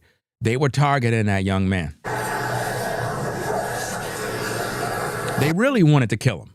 They really wanted to kill him. For some reason, like I said, God must have been with him to keep him calm during the whole situation, because they wanted to kill him. They wanted to kill him, guys.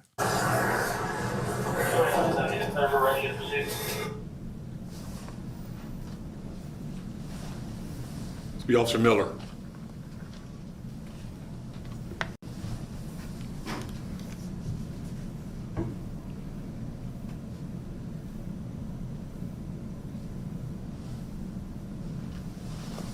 And again, those of you that are on the Ringo TV Raw channel, we're streaming the footage on the Ringo TV Reactions channel. So if you want to see the footage for what's going on, you can be over there.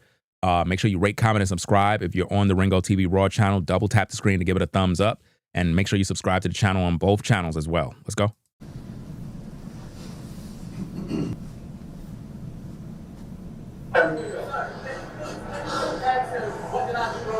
Well, we're conducting a traffic stop right now. You need to comply. Hey, I'll out the car. I'm going to push it up. That is how the officers try to get their justification for their excessive force. None of the officer vehicles have headlights on, guys. None of them. But they claim that they stopped him for that.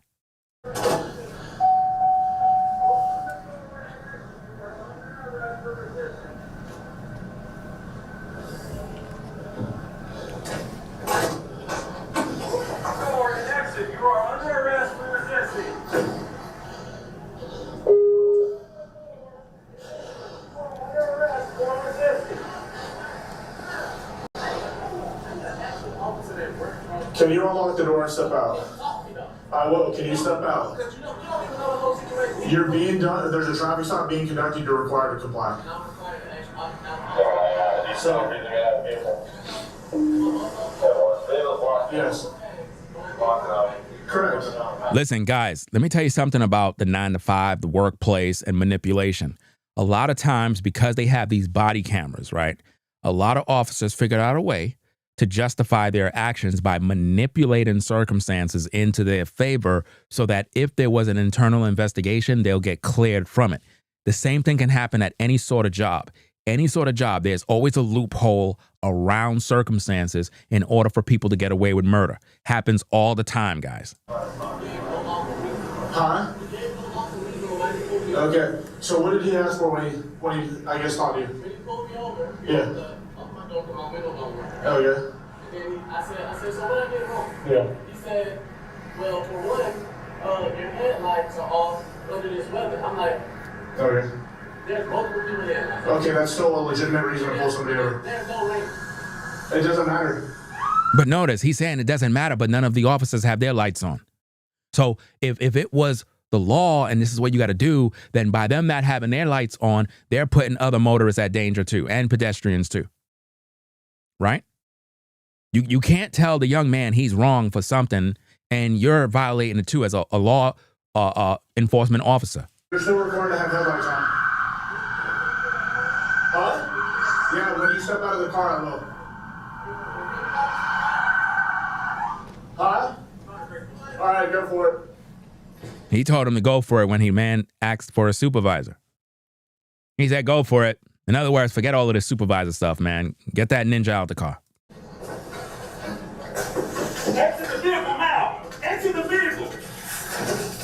Show me your hand. Here.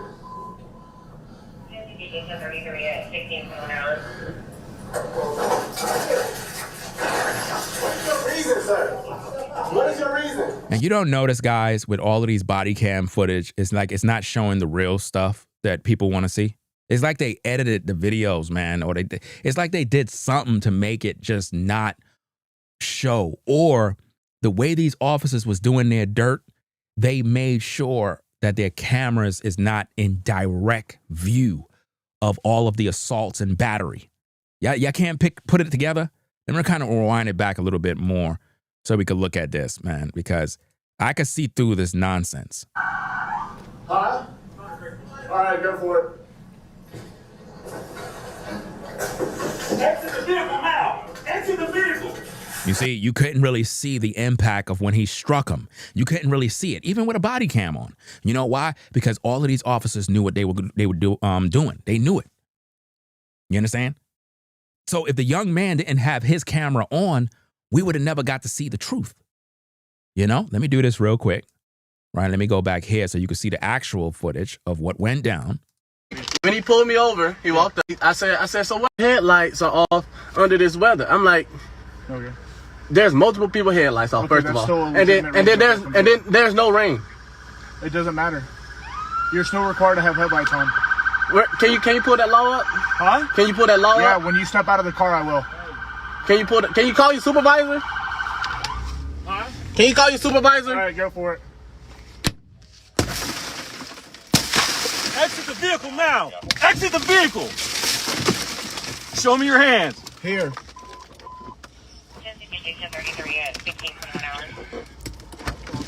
I'm here. What is your reason, sir? Step out. What is your reason? Step out now. All right. Get on the ground. No, don't. Get on the ground. Stop fighting. Put your hands behind your back. Put your hands behind your back. Hands behind your back. What's wrong with you? Do you see how they did this young black man? Do you see the excessive force? Do you see the evil? This is wrong. And this can happen to anybody. But it mainly happens to black men all the time. All the time, man. I'm tired of this, man. I'm tired of seeing these type of stories, man. So we got the real video from the young man. So I'm trying to figure out why these body cam look so grainy and poor quality. Like, I just don't get it. It's like, Ain't no talking now, man. Ain't no talking. hold on, wait a minute. Where we at? Okay. Show me your hand.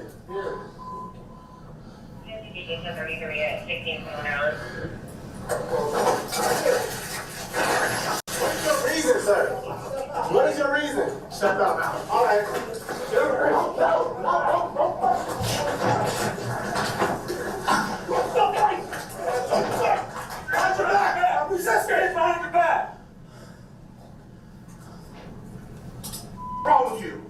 They be screaming, stop resisting and stuff so it could go on the audio recording of the body cam.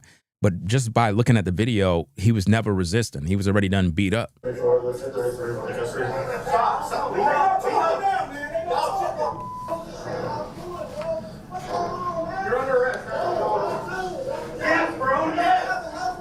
He said, yes, bro, yes. In other words, you're arrested. Somebody said, there's a knife, there's a knife. Wow, there's a knife. He's such a criminal. There's a knife. He must be a criminal.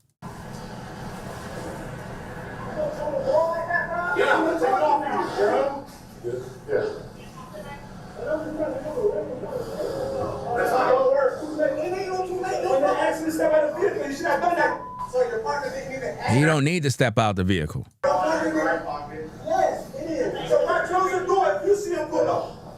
If it was an issue about a light and he broke some sort of law, whatever the case is, just give him a ticket, let him go his way. But no, they wanted him out the car because this is what they wanted to do.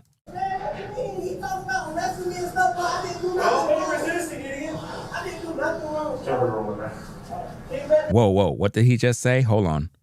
Something about a camera. Hold on.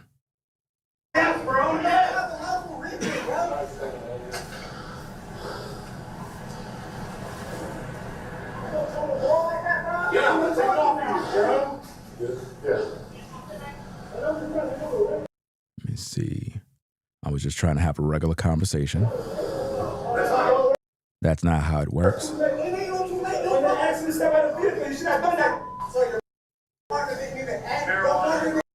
Marijuana is in the right pocket. Do you see what they're doing, guys? So now they're saying marijuana's on him, right? So we got marijuana, we got a knife. So, okay, he's justified in beating him up. Do you see what they're doing? Let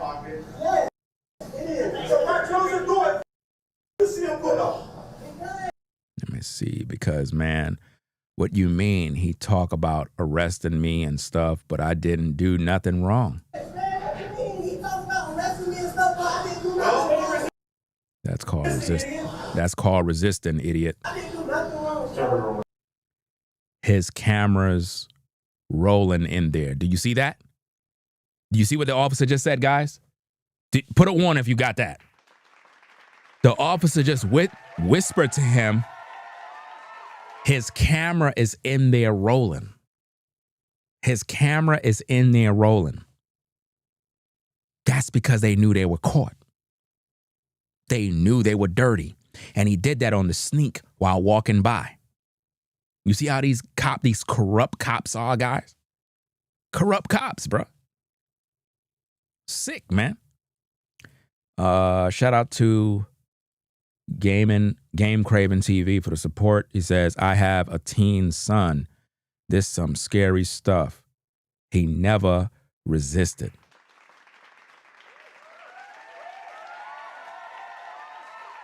Did you super chat twice by mistake or something? I'm seeing 2 of the same super chats. Did you do that by mistake? Did you meant to only super chat once? It looked like you may have made a mistake and super chat twice because they have the same comment. You probably double tap when you purchase a super chat. You probably did it by mistake. It is scary because you have a lot of young men that are driving now, and you got stuff like this going on. But think about what this officer said. He said his camera's rolling in there. In other words, he got a camera. He got a camera in there, guys. It's rolling. Now, watch this, guys. If the camera is rolling in there, I didn't even think about this. Y'all ready for this? Put a 1 in the chat if you're ready for this. Put a 1 in the chat if you're ready for this. We need to know if y'all ready for this because there's more to this. This is crazy. If the camera is rolling still, that means that the young man got them on tape checking his car. Or it could mean that the officers turned off his phone. Uh-oh. Only on Ringo TV do you get this level of breakdown. If the officers tamper with his phone while it is recording, that's against the law. That means that the recording is still recording. Now, they could probably press stop, right? If they do that, they're touching his property. You're not supposed to do that. Why would you touch that? If you have a body camera on, why would you tamper with his phone? That's tampering with evidence. Man, Crump is going to have a field day with this one.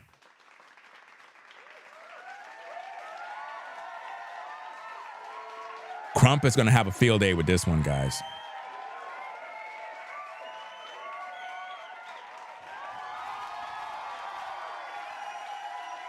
He just told his partner, and that was Officer Miller said that. Officer Miller said his camera's rolling in there. Let me see. Somebody said, can you back me up to the car so I can... Oh, that was the young man that said, could you back me up to the car? Okay. Get it? Get what? His camera?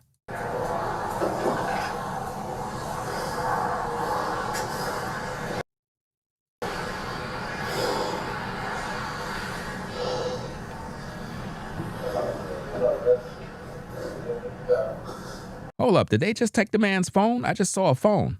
Hold up. Wait. Whoa. You're not supposed to do that. Hold on now. Wait a minute.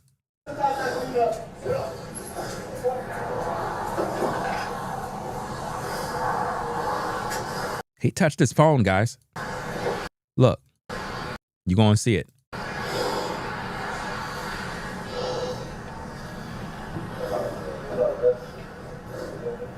You see it right there? You see that in his hand? You see that in his hand? He touched his phone. You see that? He had the phone right there. Look at the right side of the screen in the middle. Right above where it says live right there. Look like he touched the man's phone. Yeah, that's his phone. That's the man's phone. He took the man's phone off. He put it on top of the car. That's corrupt. They're tampering with evidence, guys. They didn't want nobody to continue recording. Crump is going to have a field day. The young black man he's about to get paid. He's about to get paid. It's over. It's over. It's a done deal. Listen, Crump is going to be able to notice all of these little pieces. All the stuff that I'm noticing, guys, the attorneys are going to pick up on it too. They're going to look at all the videotape. They're going to look at all the body cam footage. They're going to be like, hold up, did you touch that young man's phone? Why you touched his phone? Why did you touch his phone? If his phone is recording, why you turned his phone off? Why you move his phone? What does his phone have to do with anything? Because the phone is catching you in the act. See, they can manipulate their body cam footage, but you can't manipulate that phone. And you know what's another thing, guys? And you know what? I was thinking about what if they would have tried to delete anything, but you really can't. Even if you deleted something from a phone, it's really never deleted. They could pull up all of that information from your phone. Even if you think somebody deleted it, you can never, nothing you delete on a cell phone is deleted. Right? They had no right touching his personal property. His phone should have stayed where it was. Them moving that phone is guilt. It's guilt. They didn't know that he was recording, guys. Put the puzzle together. When they made the traffic stop, nobody knew that the young man was recording the whole time. They did not know. That's why he said he got a camera in there rolling.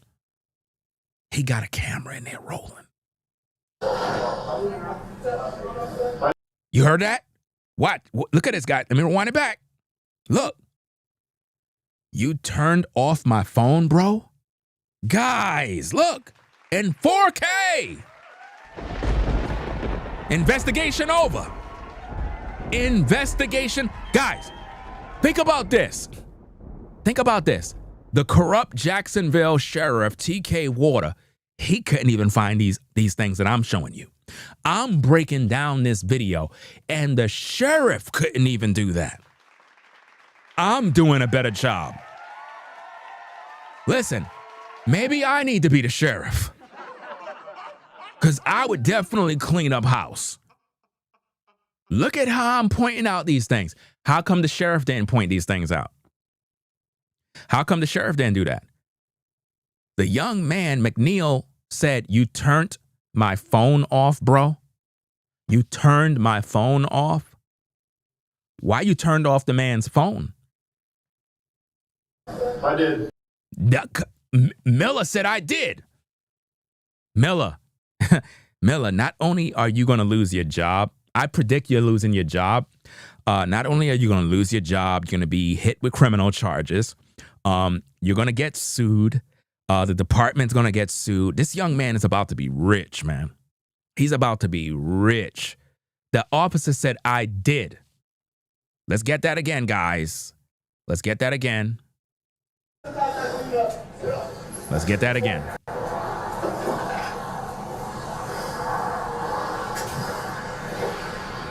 There we go.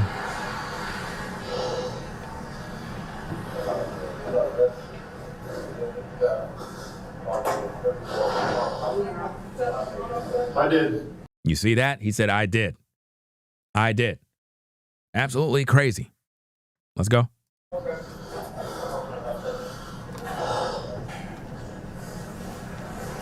Let me see. Somebody on the Ringo TV Raw channel said some racial stuff. Let me pack you up real quick. You're blocked. Okay, let's get back to the content, guys. Let's go. I like everybody to rock out when they watch the shows, but when you're getting racist and stuff like that, that's when we got to pack you up. You did? I know. He should have put some gloves on, bro. What did he say?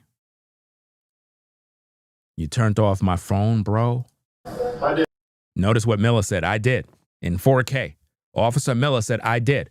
Officer Miller is not supposed to be touching his personal property. If his phone is recorded, it's for his own personal safety and to document the encounter with law enforcement, which is protected according to the rights that we have as human beings in this land, right? So to take his device and turn it off is a crime. To take his phone and turn it off, that alone is a crime. Because you're hiding the information. And I guarantee you, when they play this in court, it's going to show all of these criminal activities. It's not going to look good for these officers. Okay. Notice he said, okay, because you're done.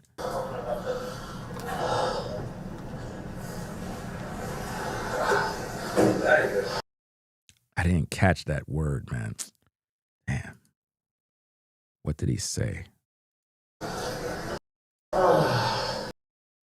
He said, you good?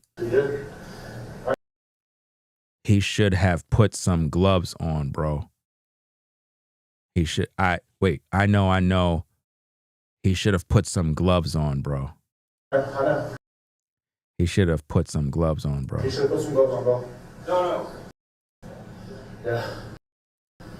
You see? That's the officer that needs to go to prison. We need to find out everything we need to know about him. He need to resign. He need to be fired. He need to be prosecuted to the fullest extent of the law and jailed. Oh yeah.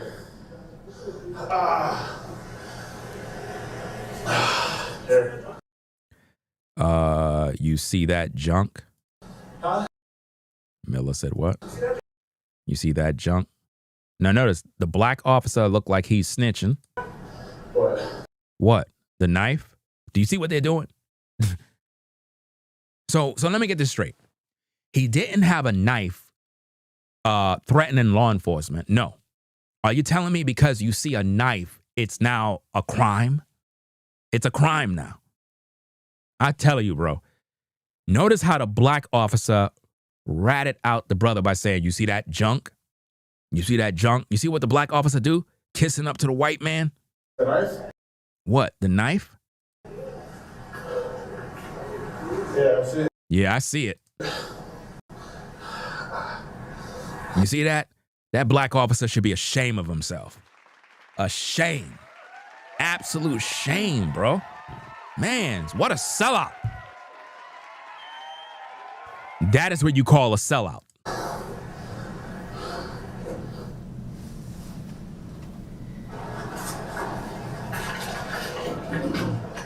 you see how they searching his car? You see what they doing now? Now, why are they searching his car, guys? Why are you searching his car? You have a search warrant? What are you searching his car for now? Come on, man. Look what's going on. What are you looking for? I thought you guys stopped him for a headlight issue. Now you guys are searching for dirt. A lot of flat sticks.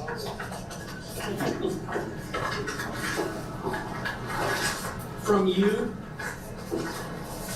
That's what they wanted to do, guys. That was the goal of the stop. The goal of the stop was to search the car. You see? Yeah. You see that knife? Yeah. You see a knife? Yeah. That's one of the biggest concerns. Now they're saying that's one of the biggest concerns. Now, notice what they said there.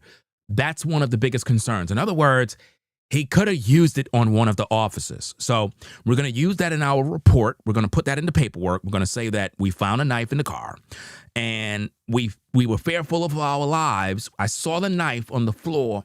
That's why I assaulted him, because I was fearful for my life because he had a knife on the floor. He didn't have it in his hand because we already told him to put up your hands. He put up his hands, so his hands was empty. I'm telling you, man. Right there in front of the seat. You see what they're trying to do? So they're trying to paint him as a criminal. You see that? Notice the video, they put a big old circle there to try to make it look like, you know, he had this big old knife and he wanted to stab the officer. You see that? Do you see what they're doing, guys? And think about this, guys. The Jacksonville Sheriff T.K. is a part of this corruption. He's busy covering up the entire operation. He's already bought and paid for it. Don't trust him, guys. The people need to speak about this. You see that? They zoomed in. They zoomed in, guys. They wanted you to see. In other words, he's a killer. He's a deadly demon. We needed to beat him up. That's to shape public opinion. At no point did that young man have a knife in his hand. You could have a knife in your car. That's not a criminal offense. Because you have a knife. He didn't use that on no officer. Since when is it a crime? Why are they even showing us this? What does that have to do with anything? They're literally creating a narrative, guys. That's why I'm so good at doing investigative news reporting, because I'm able to break down all of this BS. They're literally making stuff up as they go. And I hope you guys on the Ringo TV Raw channel are also tuning into the reactions channel, where you're able to see the footage of what we're showing you. Because this is crazy.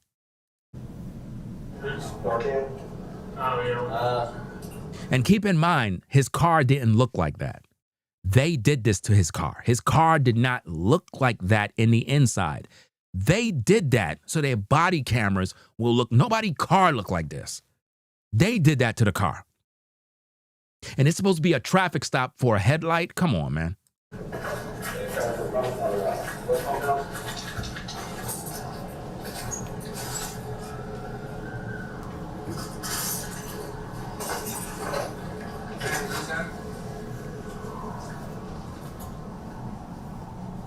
And to the person who left that FBA nonsense on my platform on the Ringo TV Raw channel, I'm not with all of that FBA garbage, please. I don't got time for all of that mess. I'm not a part of none of these groups, none of these cults, and none of that mess on social media. I don't got time for all of that.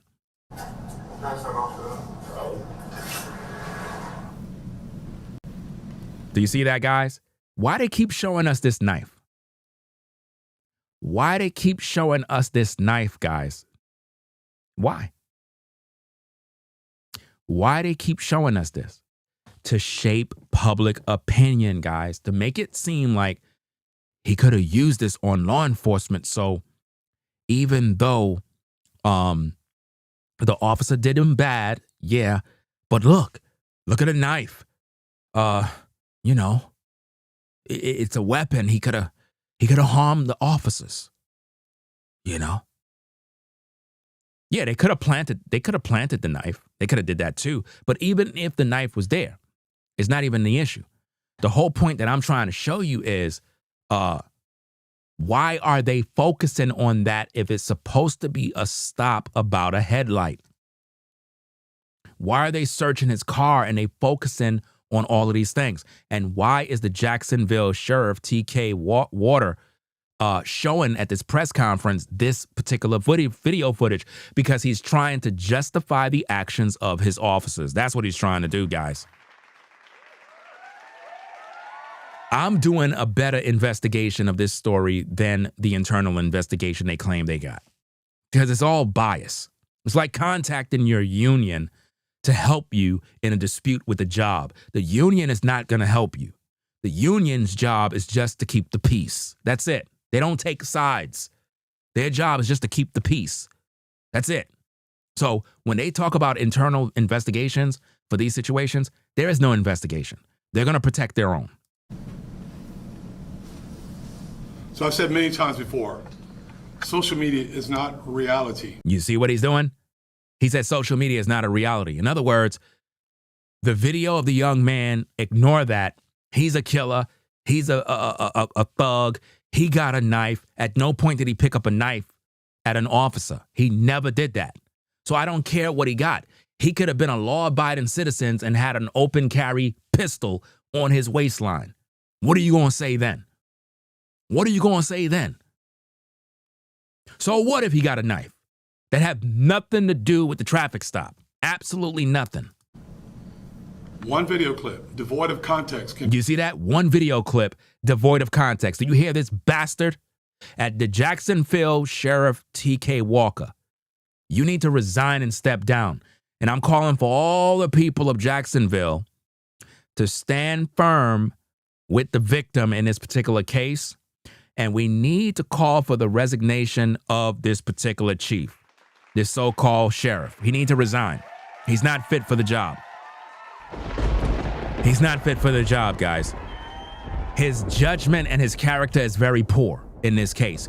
He's focusing on a weapon and trying to minimize the importance of the young man's video as if though there was no foul play. His officers was justified because, look, there's a weapon. There's a weapon, there's a knife, so yeah. Be very misleading. Given that McNeil never brought this incident to JSO's attention, but rather pushed the cell phone camera footage that he had in his possession since March 5th out on social media, one can only assume, and I'm saying I assume, that he intended to inflame the public. Do you see what he's doing? Do you see how this sheriff is a dog? Do you see what he's doing? He's saying that the young man did that to inflame the public. No, what you're doing is designed to inflame the public because you're trying to make it appear as though the young man was a criminal who was using a knife against your officers. He ain't have a knife in his hand. He never posed no deadly threat. Nothing. So what? You see what he's doing? Yeah, he's gaslighting the viewers. That's what he's doing, man. The administrative process is still ongoing, and as such, I will neither defend nor commend Officer Bauer's response to resistance until all the facts are known. You are defending your officers. You're defending them because you already paint the young man as a criminal. You showed us that knife multiple times. Y'all showed us some marijuana, just a small amount. Whoopee-doo. Such a crime, right? You guys claim you stopped them for some headlights. None of your officers had on their headlights, but you got nothing to say about it. You don't got nothing to say about it.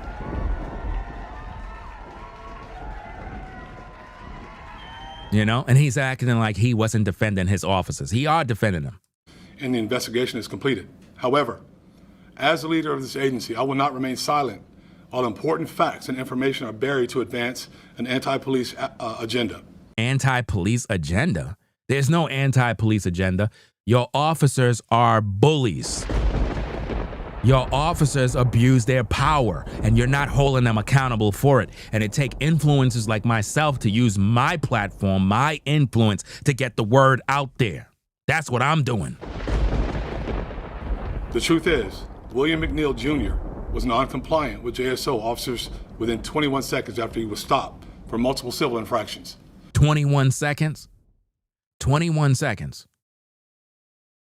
21 seconds. Wow. His noncompliance quickly rose to the level of criminal resistance to a police officer. Wow. This is crazy. This is not going to look good in court. McNeil was arrested and pled guilty to resisting a police officer without violence. Force absolutely looks ugly. And because all force is ugly, whether or not the officer involved acted within outside JSO policy, that's still what we're investigating. The state attorney's office, once again, has reviewed the case materials and determined that Officer Bauer's actions are not criminal. Wow. So it's not criminal. So him punching this guy in his face, assaulting him twice, breaking his teeth, right? Y'all gonna pay his dental bills? Are y'all gonna pay for that? Did y'all call the ambulance to give him some medical attention after y'all busted his lip and busted him up real good? Did y'all do that? Did y'all pay his medical expenses? Now, JSO will conduct a thorough investigation to determine whether Officer Bowers acted appropriately with respect to JSO policy. Right, resisting arrest for a headlight. This is silly, man. This is crazy. What kind of nonsense? A headlight? Somebody gonna resist arrest for a headlight? We're gonna go that far? Let's arrest him. Why? His headlight is out. Let's beat him up. Let's put him in bars. He's such a criminal. His headlight's supposed to be on. We got to really do him dirty. Does wrong. And I think every one of you know this and everyone that's listening. I will stand up here and tell you straight. And likewise, when officers justifiably use force, I'll stand up here also and I'll tell you straight. I ask the public for its patience as the administrative process is completely, competently completed. Once we've determined whether Officer Bowers acted within policy or not, I will immediately share that determination with the public. Look at all the things that I pointed out in this entire live stream. How come the sheriff didn't point out that the young man's cell phone was turned off, right? He was assaulted twice based on the physical assault that we saw, thrown to the ground, busted up his face, right? All of these things that we saw on camera. They searched his vehicle, searching for what? I don't know, right? They probably planted things in his car. They took off the camera because they didn't want to show all the dirty things they were doing. Out of an abundance of caution, pending the outcome of this administrative review, Officer Bowers has been stripped of his law enforcement authority. Effective immediately, all video footage presented in this haven't been fired. Briefing is available on all JSO social media platforms, YouTube, and JSO's transparency page. So I'll be glad to answer any questions you may have right now. Yeah, Eric. Yes, sir. If this was an arrest that happened back in February, March, why are y'all concerned about the young man reporting this if you guys got the body cam footage and the arrest record?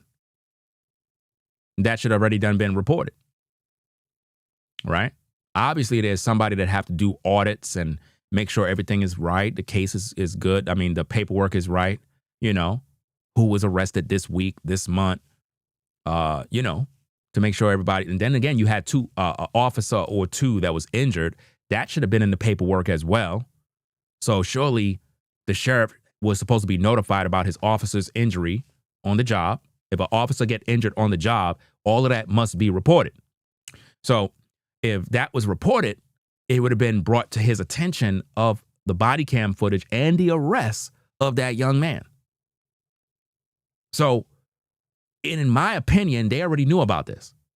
In my opinion, they thought this was swept under the rug, nipped in the bud, and it would go away. But the young man brought the video to social media. That's what happened. They thought they coerced him and threatened him not to release this video. And probably told him, your life is going to be in danger. You're going to get in a lot of hot water. We got a lot of dirt on you. And the brother probably was like, you know what, man, I'm putting the video out. I don't care. And by you putting it out, now you got the attention of social media and you're going to get paid.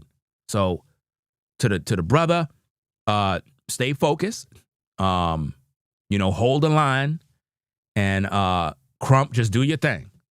Do your thing and bring justice to this man. I know that he was charged with resisting arrest arrest Mhm. without violence. Yep. But there was, when I go back and look at the other video from the cell phone video, Yeah.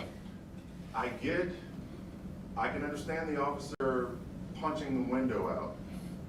But what I don't understand is, and I know you said that this was not ruled criminal, sucker punching the guy in the jaw. First of all, let me stop you. Not a sucker punch. I'm not excusing that. What? There was no sucker punch. He sucker punched them in the jaw. What are you talking about? We saw the video. He sucker punched them in the jaw. Administratively. I'm going to say that to you one more time. I'm not excusing that administratively. There are things that we definitely need to look at. But the context of this video should tell you everything you need to know. Well, again, I take it, it looks like it's a sucker punch because he's looking straight and you see this. Right. Okay, and then you see them pull him out and then you see a couple of punches to the face. Now, again, I understand breaking the window, but they charged him with resisting arrest without violence. So I saw a lot of violence. I think the public saw a lot of violence against somebody that was not violent. Well, first of all, Eric, don't try to talk the public into what they saw. They just saw the same videos you saw. Do you see what he's doing? He's gaslighting. You see what he's doing? Don't talk the public into this. Don't talk the public. He already know you're in trouble, guys. You know what I mean? Mr. Waters, you're in trouble. Because I'm on the case. Because, see, you guys can't stop me. I'm an influencer. I'm a content creator. I'm going to do my job. I'm going to do my job. Right? And what I see is corruption. That's what I see. You are defending these officers when clearly they're in violation. So what we're doing, what I'm saying is that it is what it is. This is the information that I want to share with the public in context without a short clip. It's very important to do that because it provides a lot of information to the public. And you brought up It's important, let me finish. It's important for the people to know that you're not allowed to resist a police officer when he's doing his lawful duties. So you're justifying your officers in beating him. So if somebody resists, you're basically saying it's okay that he got beat. It's been dealt with in several different times. You don't resist when you're doing your lawful duties. You don't deserve to get violated, but you deserve to get what's necessary to get you under control and get you and take you into custody. To get you under control? What? Did y'all hear that? I gotta rewind that back. This is crazy. This is crazy. Under control and get you. Whoa, let me rewind it back a little bit more. This is crazy. If he was arrested and he wasn't violent, he showed no violence at all. Why would they have to get him under control if he's not violent? Listen to this. The people to know that you're not allowed to resist a police officer when he's doing his lawful duties. It's been dealt with in several different times. You don't resist when you're doing your lawful duties. You don't deserve to get violated, but you deserve to get what's necessary to get you under control and get you and take you into custody. Wow. So I'll leave there. I'll go with. Wow. Did y'all hear that, guys? That's sick. In other words, he's justifying what his officers done. You know? Those officers are going to lose their jobs. They're going to lose their jobs.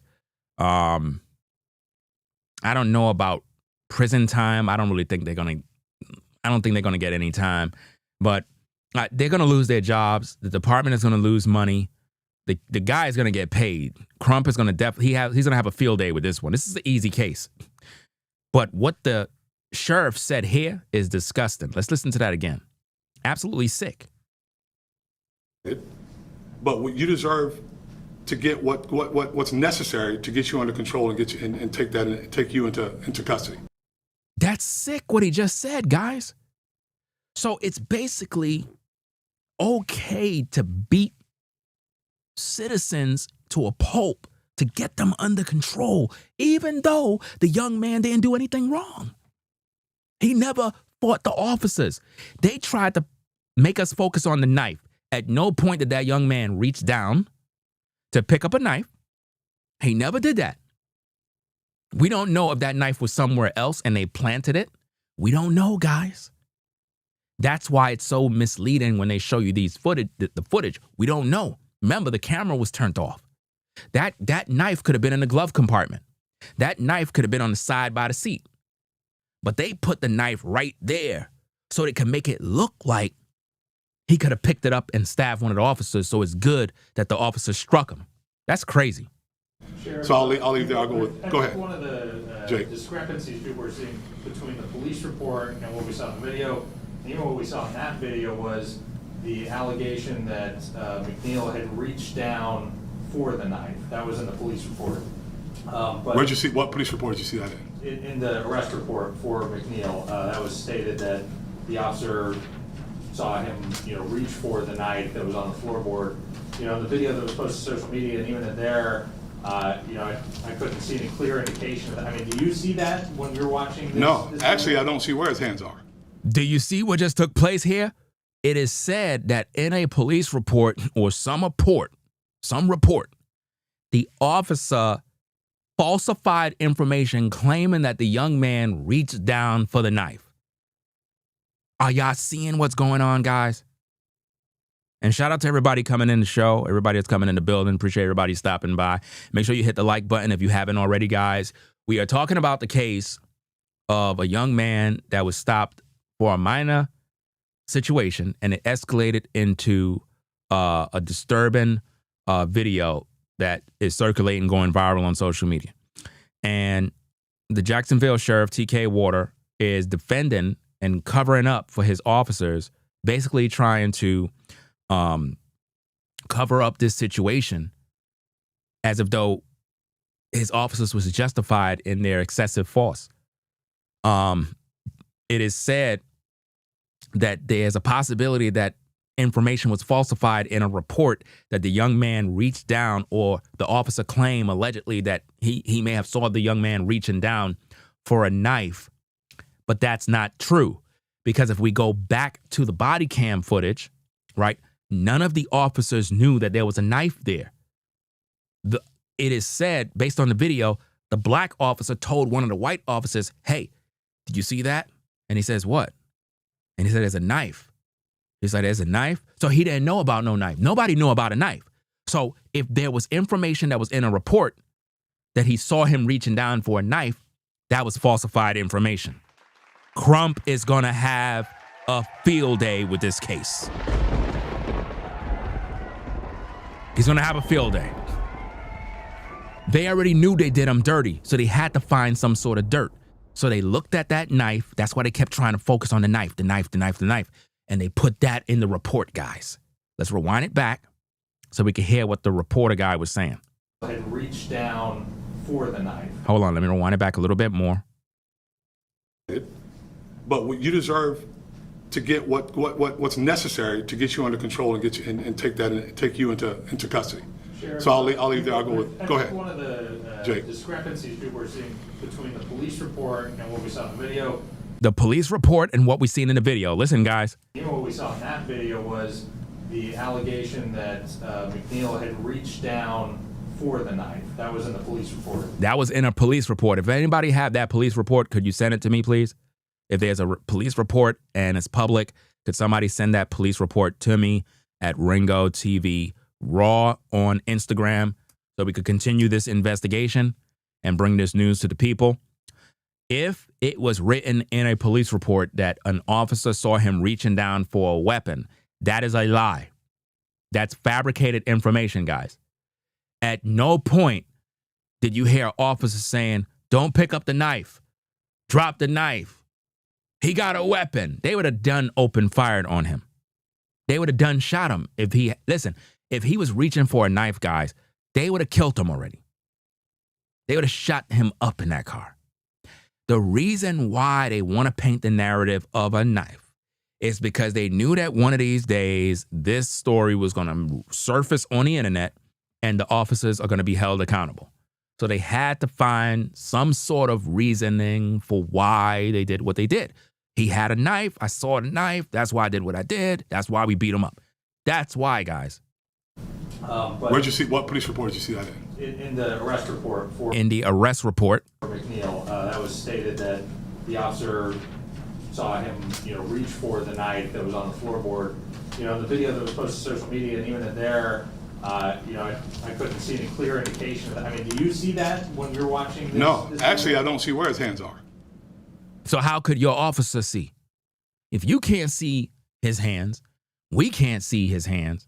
How could your officer see through a door and see him reaching down to the floorboard? How? How could the officer see him reaching down to a floorboard? And why would how could an officer even see that? If the officer see him reaching down for a knife, the officer would be reaching for his gun. So none of this is making sense. It's not making sense. It's not going to hold up in court. Could somebody just hire me to be the attorney? Could somebody just hire me, pay me to represent this young man? I'll do a great job.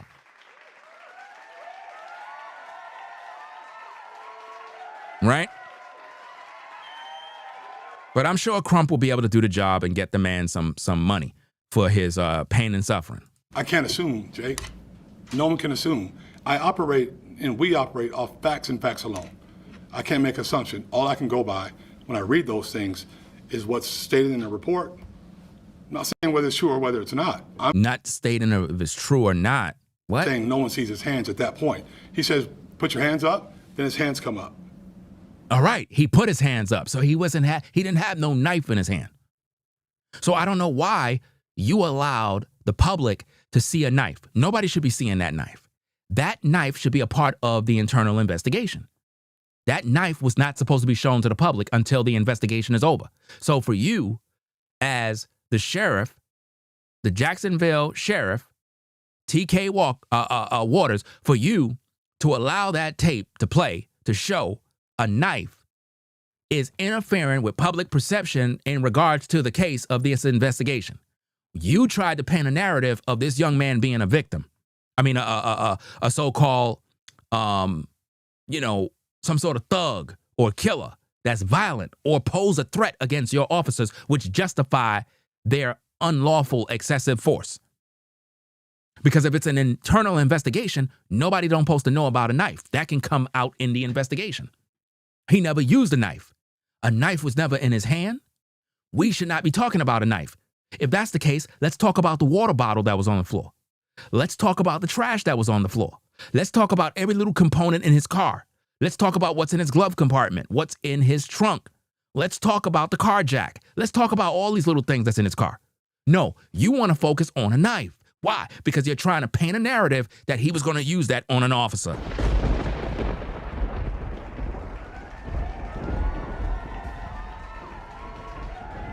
You're trying to destroy the credibility of that young man by making him look like he's a violent criminal before he has his day in court, shaping public opinion in favor of the officer's justification for the use of excessive force. But it was after the strike to the face. Like I said, again, I'm not trying this case in front of the public. I'm trying to give the public the information in context of what happened. No one saw his hands at that point. Don't know what happened from there, but that's part of the investigative process. Yes, ma'am. So did officers take custody of the cell phone that he was using to record the incident? Yes. Put it in the property room. Okay, that also was not in the report. But he got it back with all the information still on it. So why they took his phone? And that wasn't in the report. You see that? That wasn't in the report, but now he said, oh, but he got back his phone and all of the information that was on the phone. Yeah, we didn't touch it. You see that? So can I get back to the sucker punch? The young lady back there had a question. The guy said, can I get back to the sucker punch? He totally disregarded him and said the other lady got a question. Back to you in a second, Eric. So did this incident rise to the level that a response to resistance report was generated? Yes. Has that been reviewed?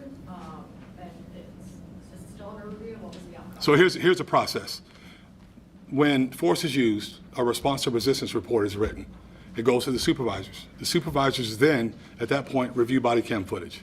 So they would have reviewed this. But you can't see, admittedly, you can't see the strike at all. What?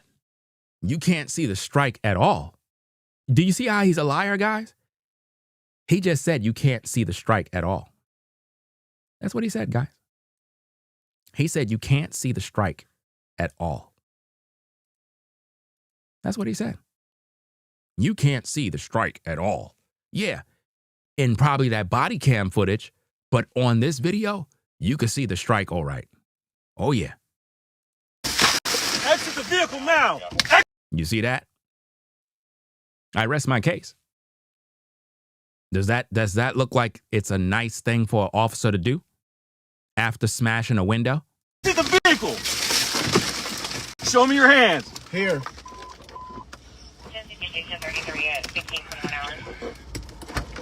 I'm here. What is your reason, sir? Step out. What is your reason? Step out now. All right. Notice at no point did anybody say, he got a knife, he got a knife. Nobody's talking about a knife because they didn't know. They didn't even know he's recording. Now watch this, guys. Oh, no. Look at this. Oh, don't. Look at this. Boom. You see that? You see that? Right there. You see that? He just knocked the lights out of him.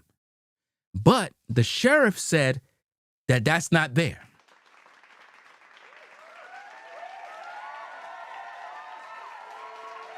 Come on.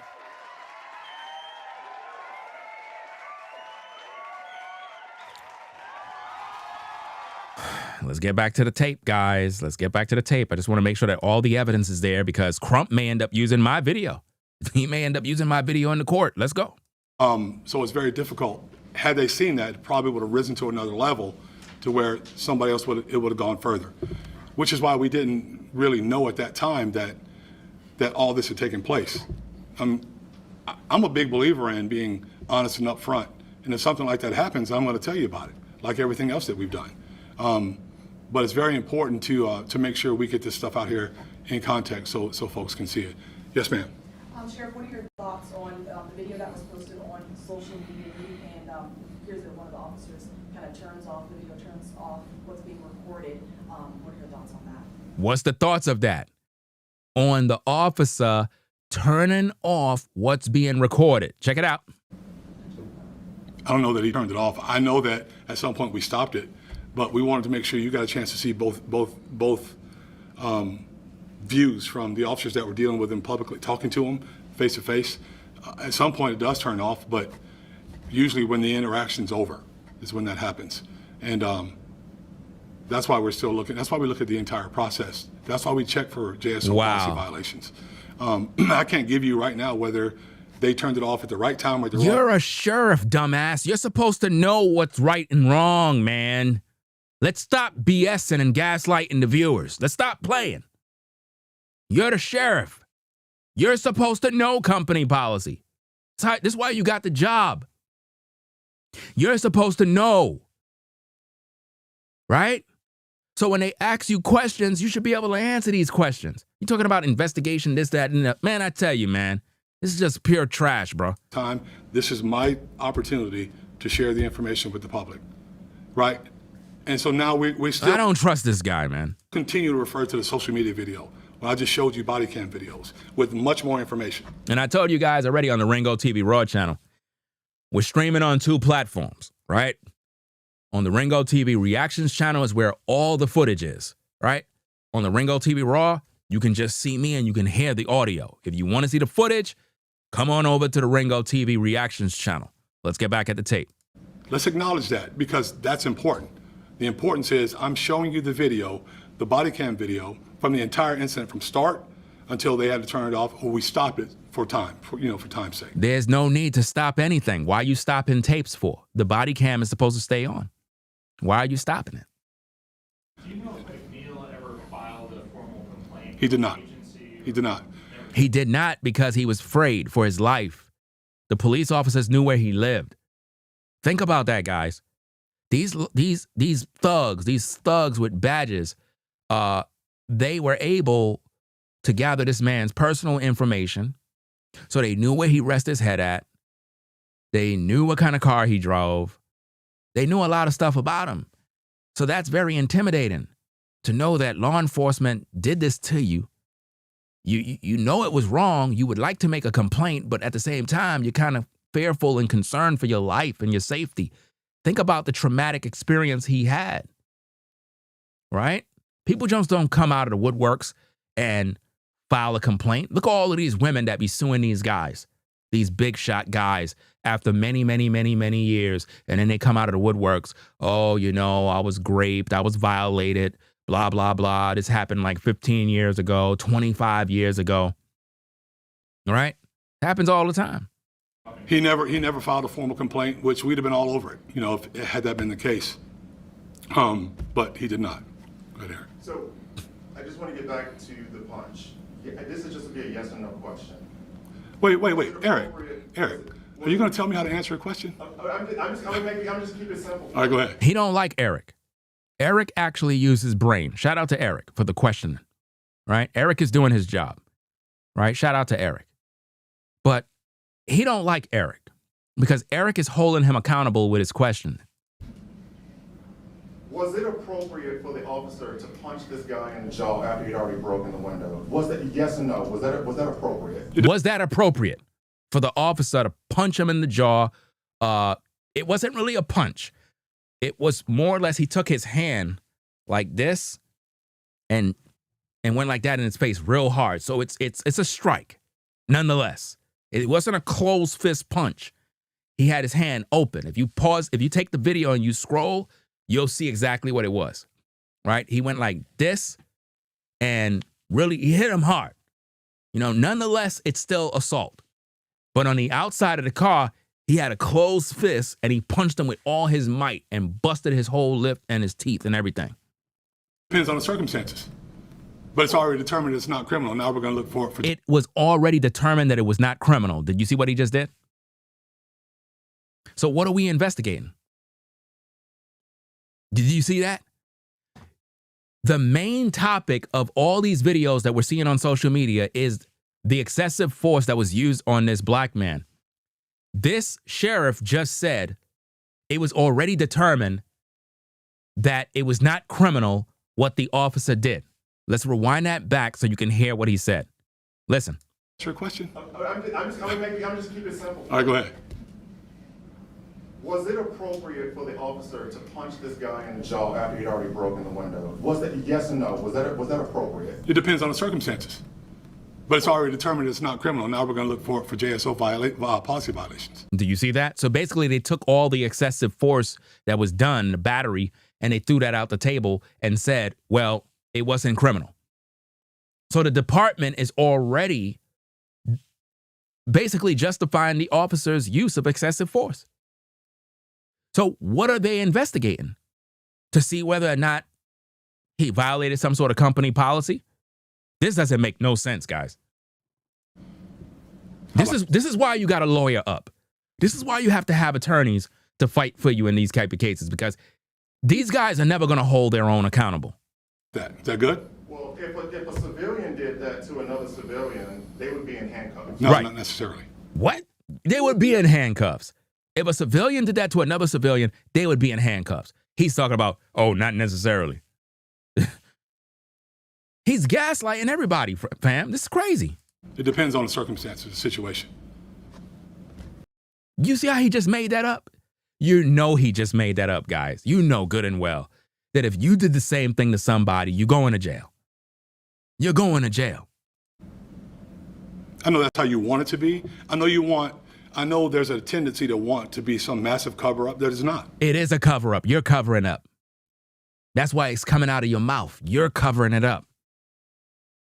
Again, Sheriff T.K. Waters need to resign and step down. He need to be fired as well. I hope there's an investigation on him.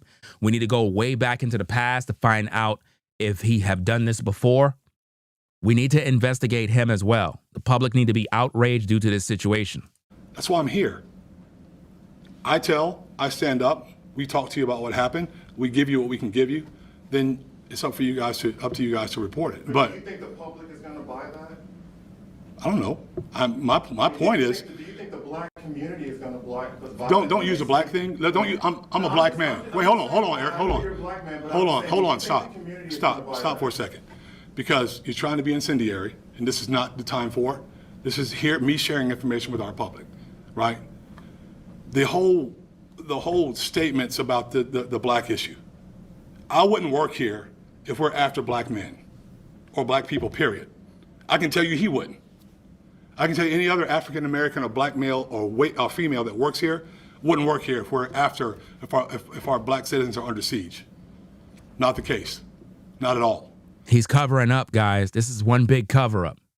There needs to be an internal investigation against the sheriff as well. I've been alive probably a little bit longer than you have. Haven't had any of these issues. You know why? Because if I was ever stopped by the police, which I was when I was a young man, and they asked me to do something, I did it. It's simple. Simple compliance. It doesn't rise. It doesn't get out of control. That stuff doesn't happen then. Do as we ask you to do. If you don't like the word compliance, just do as we ask you to do then. Or get beaten. That's basically what he just said. Do what we ask you to do, or we're going to beat your ass. That's basically what he just said. So that we can get finished, then you tell us about it if you feel like your rights were violated, and we can deal with it. In other words, once your rights get violated, then we can handle that some other time. That's the way it should work. Every single time. Wow. Yes, ma'am. The officer that has been stricken with authority, does he have a disciplinary history at all? Not that I know of. We'd have to look. But so you don't even know what the officer got. So let me get this straight. You're doing a public, press conference about an officer that beat another black man to a pulp, and you don't even know if that officer has a history of abusing citizens. You didn't even check to find out. But you're the sheriff. You know, if you're on a 9-to-5, guys, if you're on a 9-to-5, normally as a worker at any sort of job, you have a folder. Your folder can either be clean or your folder can have letter of recommendations, positive things, or sometimes your folder can have memos where you had some bad things being done in the workplace. You have some issues. These are the things that you're supposed to know about. So how come this sheriff can't answer a simple question? He don't even know what's going on with his officers. I can tell that officer has, the officers in question that did this, they have a lot of complaints on them. I don't think so. Wow. We'll get you that answer. He knows the answer already. He just didn't want to put it out in the public. Because again, they're trying to paint a narrative that the young man is a criminal and a thug. If he was to come out and say, yes, Officer, what is it? Also, Officer Miller or something. I'm not sure what the name is. My bad. But if he was to come out and tell the public, like, yeah, the officers in question that did this, oh yeah, they definitely have a history of doing this, that would ruin the case for the law, for the officers. If he even mentioned that, it would make his officers look bad. So he'll say, well, I don't know. But I'll get you that answer when I can. Anyone else? Any idea how long this internal investigation may take? It's hard to tell, but we're trying to get it done as quickly as possible. There are other cases working, but we're trying to get it done as quickly as possible because we want to, like I said, we want to share as much as we can, as quickly as we can, because it's that important. Good? All right, thanks, y'all. You just watched something for the very first time we have seen the body cam footage, and there's so much talk about this viral video. Let's talk now with our crime and safety analyst, Ken Jefferson. And Ken, all along you've been saying the one thing that stood out to you as wrong was the punch in the face. Do you still feel that way after seeing the body cam video? I do. The individual was calm. He wasn't combative, physically combative. He sat there as he punched the window out, glass hitting him in his face, hitting him on his body. And once the glass was shattered, then comes the punch. And I know the sheriff said it depends on the circumstances as to why, but there was no overt movement. There was nothing to imply that he was trying to reach for something, and then he just sat there. And he also said that he didn't see his hands. I'll bet you that officer saw his hands because they're trained to keep their eyes on the hands. So they're trained. You see that, guys? They're trained to keep their eyes on your hands. Like I said, if the young man would have bent down to pick up a knife, he would have been dead. Officers have an instinct when it comes to these things. Their eyes is on your hands the whole time, monitoring everything. If they would have saw his hand reach down to pick up that knife, the officer would have got his gun and emptied a whole clip. clip would have been emptied. So that at no point did that young man reach for a knife. That's a lie. That if the person is going for something, then they can act right away. Now, was he going for something when he got punched? It didn't look like it. Not on the video from what he shot himself, and not even from the BWC. So that's going to be the one that's going to be under review for the most part.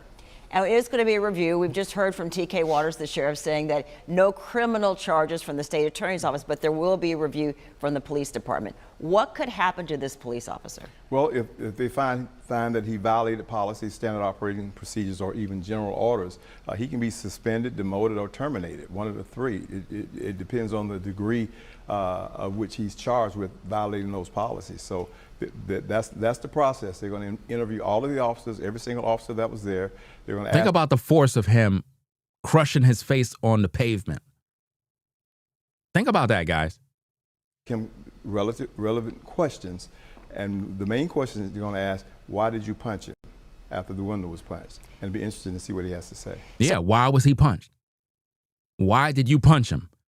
Well, I just wanted to. There's no excuse. You're done. That officer is going to lose his job, and I will be celebrating and making videos once that get done.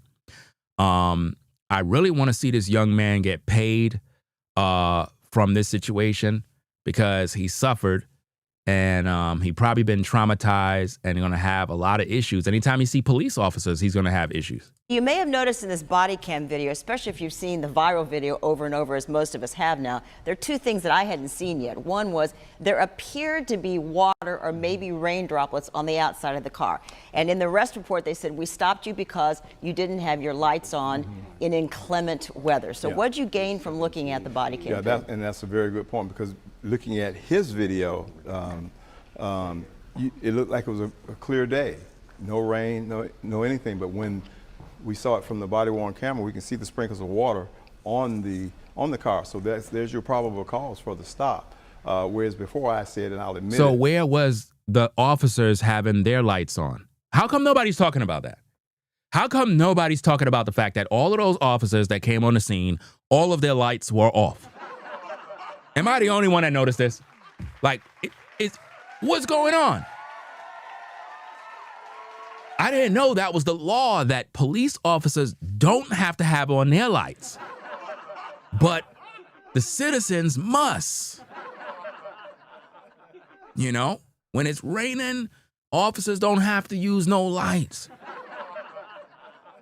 How come nobody brought that up yet? I'm the only one that brought it up. Crump, if you're watching, make sure you bring that up in court. Make sure you bring this up in court. Nobody's talking about the fact that these officers, their vehicles had no lights on, but their flashing lights. That's it. that it didn't look like there was inclement weather because it was not spelled out in the arrest and booking report. So I stand corrected on saying that it was a clear day, but we actually saw the water there. So that's the probable cause for the stop. That's not necessarily probable cause, because it could have been a situation where it was possibly raining earlier. Listen, sometimes you wake up in the morning and you see water on your car and whatnot. Do I need to turn on my lights? It don't make no sense. Like, come on now. Jeannie, had he just given his driver's license, registration, and proof of insurance, this never would have went as far as it did. He would have been complying with the officer's demands. He told him it's a traffic stop. He told him why he stopped him. He asked for those things, which you were required to give on a traffic stop. You were required to give it, but he immediately began to ask for a supervisor. Well, the officer is in the middle of a traffic stop. He could call the supervisor, and the person, the suspect, could give that information while he's calling the supervisor. So he created this height. No, this is just another house ninja right here that's just basically siding with the narrative, guys. I gotta call it what it is. I can't sugarcoat. I'm sorry. It's just another house ninja, bro. I can see them coming a mile away, guys. He's literally a part of the narrative that they're creating, guys. Another one. Like, listen to what this guy is saying. He's basically a part of the drama of painting the young man as, well, he created the scenario. It's his fault, right? He did this to himself. At first, I thought that this guy had some sense, but clearly he's a part of the problem too. Tense moment by not complying. Well, for sure, this case is far from over. Still an investigation internally from JSO. But Ken, we do appreciate your opinions all day long here today. Let's go over now to Jess. And Jess, this video has had a ton of views. It definitely went viral. It absolutely did. From a couple 100,000 yesterday afternoon to now we're talking about 2 million views, more than 2 million views. So now civil rights leaders as well as a state lawmaker are calling for accountability. Haja Ba joins us live with a reaction from local leaders. Haja, what are you hearing from them? So since this video surfaced online, it's gone extremely viral. That's pretty much that video. I didn't end it. That was them that end the video, right? So now let me see. Let me get out of here, right? Okay, what's this? Okay, take this off. Right, so now, again, guys, that's pretty much all of the footage and everything that I had to show. Again, those of you that are on the Ringo TV Raw channel, you have to be on the Ringo TV Reactions channel to see the footage. I'm streaming on 2 platforms at the same time, right? You can hear me over here, and it is what it is, right? So, I'm trying to keep the conversation open so that everybody on all my platforms know exactly what I'm doing at all times, right? So that's pretty much the issue, guys. Now, will he win his case? Yes, he's going to win his case. The officer will be terminated, right? There's no justification for his actions. I just hope that they put an internal investigation against the sheriff, T.K. Water. I think he needs to step down. He's not fit to do his job. I don't trust nothing that come out of his mouth. This particular press conference proved to me that he's incompetent, untrustworthy, and he's basically covering up a bad situation. He's covering it up to protect his officers. I believe that whoever his superiors are, who are above him, they forced him to come out into the public to speak. Normally, when you have situations like this, you see different people from Jacksonville to pretty much come out, not just him. It's one of them situations where they just put him to be the punching bag. They knew that by him coming out to speak, the public is going to focus on him, you know? But there's other people at the top that are part of this problem with why these officers are able to just do this and get away with it. It's all a part of the training. This is what they do. They attack dogs. They hate black men. Racism plays a part in this. And it's just sad. This is a sad situation, you know? Ain't no telling how this man felt. Once they broke that glass, just think about the shock that you must have seeing the glass break in your face, glass shattered all over the place. This is your car, this is your vehicle. It's all you got. And they're destroying your property. You said that you can't roll down the window. There's a lot of people that have cars like that where the windows can't roll down, you know? It is what it is. Some of you got to slide the window down. That's how bad it be sometimes. But they destroyed his car, broke up his teeth, just really messed him up. Now he's traumatized, you know? So it's just unfortunate, guys. Unfortunate situation. I hope that Crump is able to do what needs to be done to get him the justice that he deserves. I commend him for coming forward with the video. It must take some courage to do that. He must have thought about it for a long time, and probably nobody even know. Could have been a situation where probably his family probably know, but they probably was like, look, you probably need to do something, man, because this is haunting you. It's bothering you. This is from like February, March, and he's now releasing the video, you know? So, hey, it is what it is, man. But we're going to get up on out of here, guys. I hope you enjoyed the stream.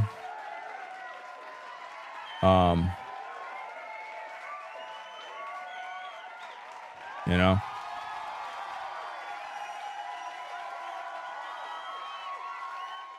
Let me see. Somebody said what? You said, how about I send the full video and you can see what? I don't know what you're talking about, the full video. We already have the video of the young man. I don't know what you're seeing. in terms of full video, but I have the video that he posted on his Instagram, unless there's a new video. But I have the guy's Instagram page. I don't know what video you're referring to, but if it's the video with the young man getting beat up, we already got the video. You know, I've been playing it all throughout the show. I'm talking to somebody on the Ringo TV Raw channel. You know, if you're on the Reactions channel, you're able to see the footage. You know what I'm saying? I should have told one of the moderators to put the link so that if you're on the Raw channel, you could come on over, because we already played the video. I don't know if there's another video. If there's another video, then, hey, somebody need to send that to me on Instagram at Ringo TV Raw if there's another video. But we played the video already with the assault from the car. If there's a longer video with more info, then send the information, you know? So it is what it is. We already watched body cam footage of what took place, and I'm pretty sure there's more body cam footage. They just didn't show it all. But all of these things we're reviewing on my larger platform, the Ringo TV Reactions channel, right? So let me see. You said I meant the video of what happened beforehand. Have you been watching this live stream? Because we've been reviewing the video from the press conference from the sheriff, right? Showing the body cam footage, right? If there is more body cam footage that I did not show, then send the info to me. But if you have not watched what I just finished showing these people for the past almost 3 hours, then you need to watch the video, right? So that being said, I'm going to get up on out of here. Again, if anybody got info, just send the info to my platform on Instagram, and it is what it is, right? But I'm going to pretty much get up on out of here, do what I got to do. We already covered the case. We'll keep you updated with more. I'm going to sign out on the Ringo TV Raw channel. So if you're on the Raw channel, right, make sure you subscribe to the channel. Click the notification bell for more. If you want to be, you know, see the content that we do over here. We do a lot of dope content. I appreciate everybody stopping by. Without you guys, we can't do this. You know what I'm saying? So I'm very humble, very appreciative of you guys showing up. And it is what it is. We're going to continue to grow, continue to thrive. And that's about it. So shout out to everybody on the Ringo TV Raw channel. Come on over to the Reaction channel so I can give my final words. I'm going to sign out over here. So peace and blessings to all of y'all.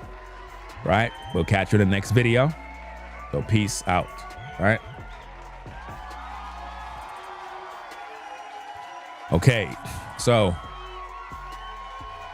all right, guys. So my final thoughts on the situation is this young man was brave to come forward. And let me get full screen. Hold on, guys. Let me get full screen. Right? This young man was brave to come forward. I'm glad that he did. I'm glad he took the time to be brave. It must take a lot of courage to do this, because if he still live out there, he probably is concerned for his safety. So, you know, retaliation is a real thing. There's a lot of people that have to be in witness protection programs and various other things because of these type of circumstances. So I think that he's in good hands. I think that the attorneys that are going to represent him is going to do an excellent job in bringing him justice. I hope that the officers in question are fired. All of them, all the officers, including the ones that were standing by. I would like to see them be fired. I would like for Sheriff T.K. Waters, to be investigated for, you know, trying to shape public opinion in the press conference. He need to be put on administrative leave, disciplinary action for his part in this case. I believe that he's covering up for the officers. He seemed to be a corrupt guy. I can see it in his countenance that he's not taking this matter serious. And he's more concerned about what public opinion is, while at the same time, he was trying to shape public opinion by showing us a knife multiple times in that press conference video, right? So whoever's in charge, whoever's at the top, whoever makes the decisions, you need to do the right thing. Do the right thing in this case. A young man was assaulted, beaten. If he may have not followed certain rules, certain guidelines, then that's understandable. We get that. At the same time, it didn't warrant what was done to him, right? There was no justification for the force that was done, right? And I have spoken for the people.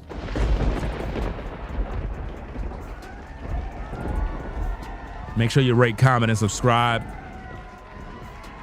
Ringo TV Reactions salute you. And I'll catch you all in the next video. I'm out, y'all. Y'all take care. Peace. We out. If you like our content, consider supporting via Cash App at $Ringo TV Raw. Become a patron on patreon.com for exclusive video content not shown on YouTube. You could also support through PayPal at paypal.me/Ringo TV Raw. Subscribe to our YouTube channel and click the bell to be notified of new content. Follow me on Instagram at Ringo TV Raw. This is Ringo TV Reactions, the only channel on YouTube bringing you the truth 100% raw and uncut. I'm out. Peace.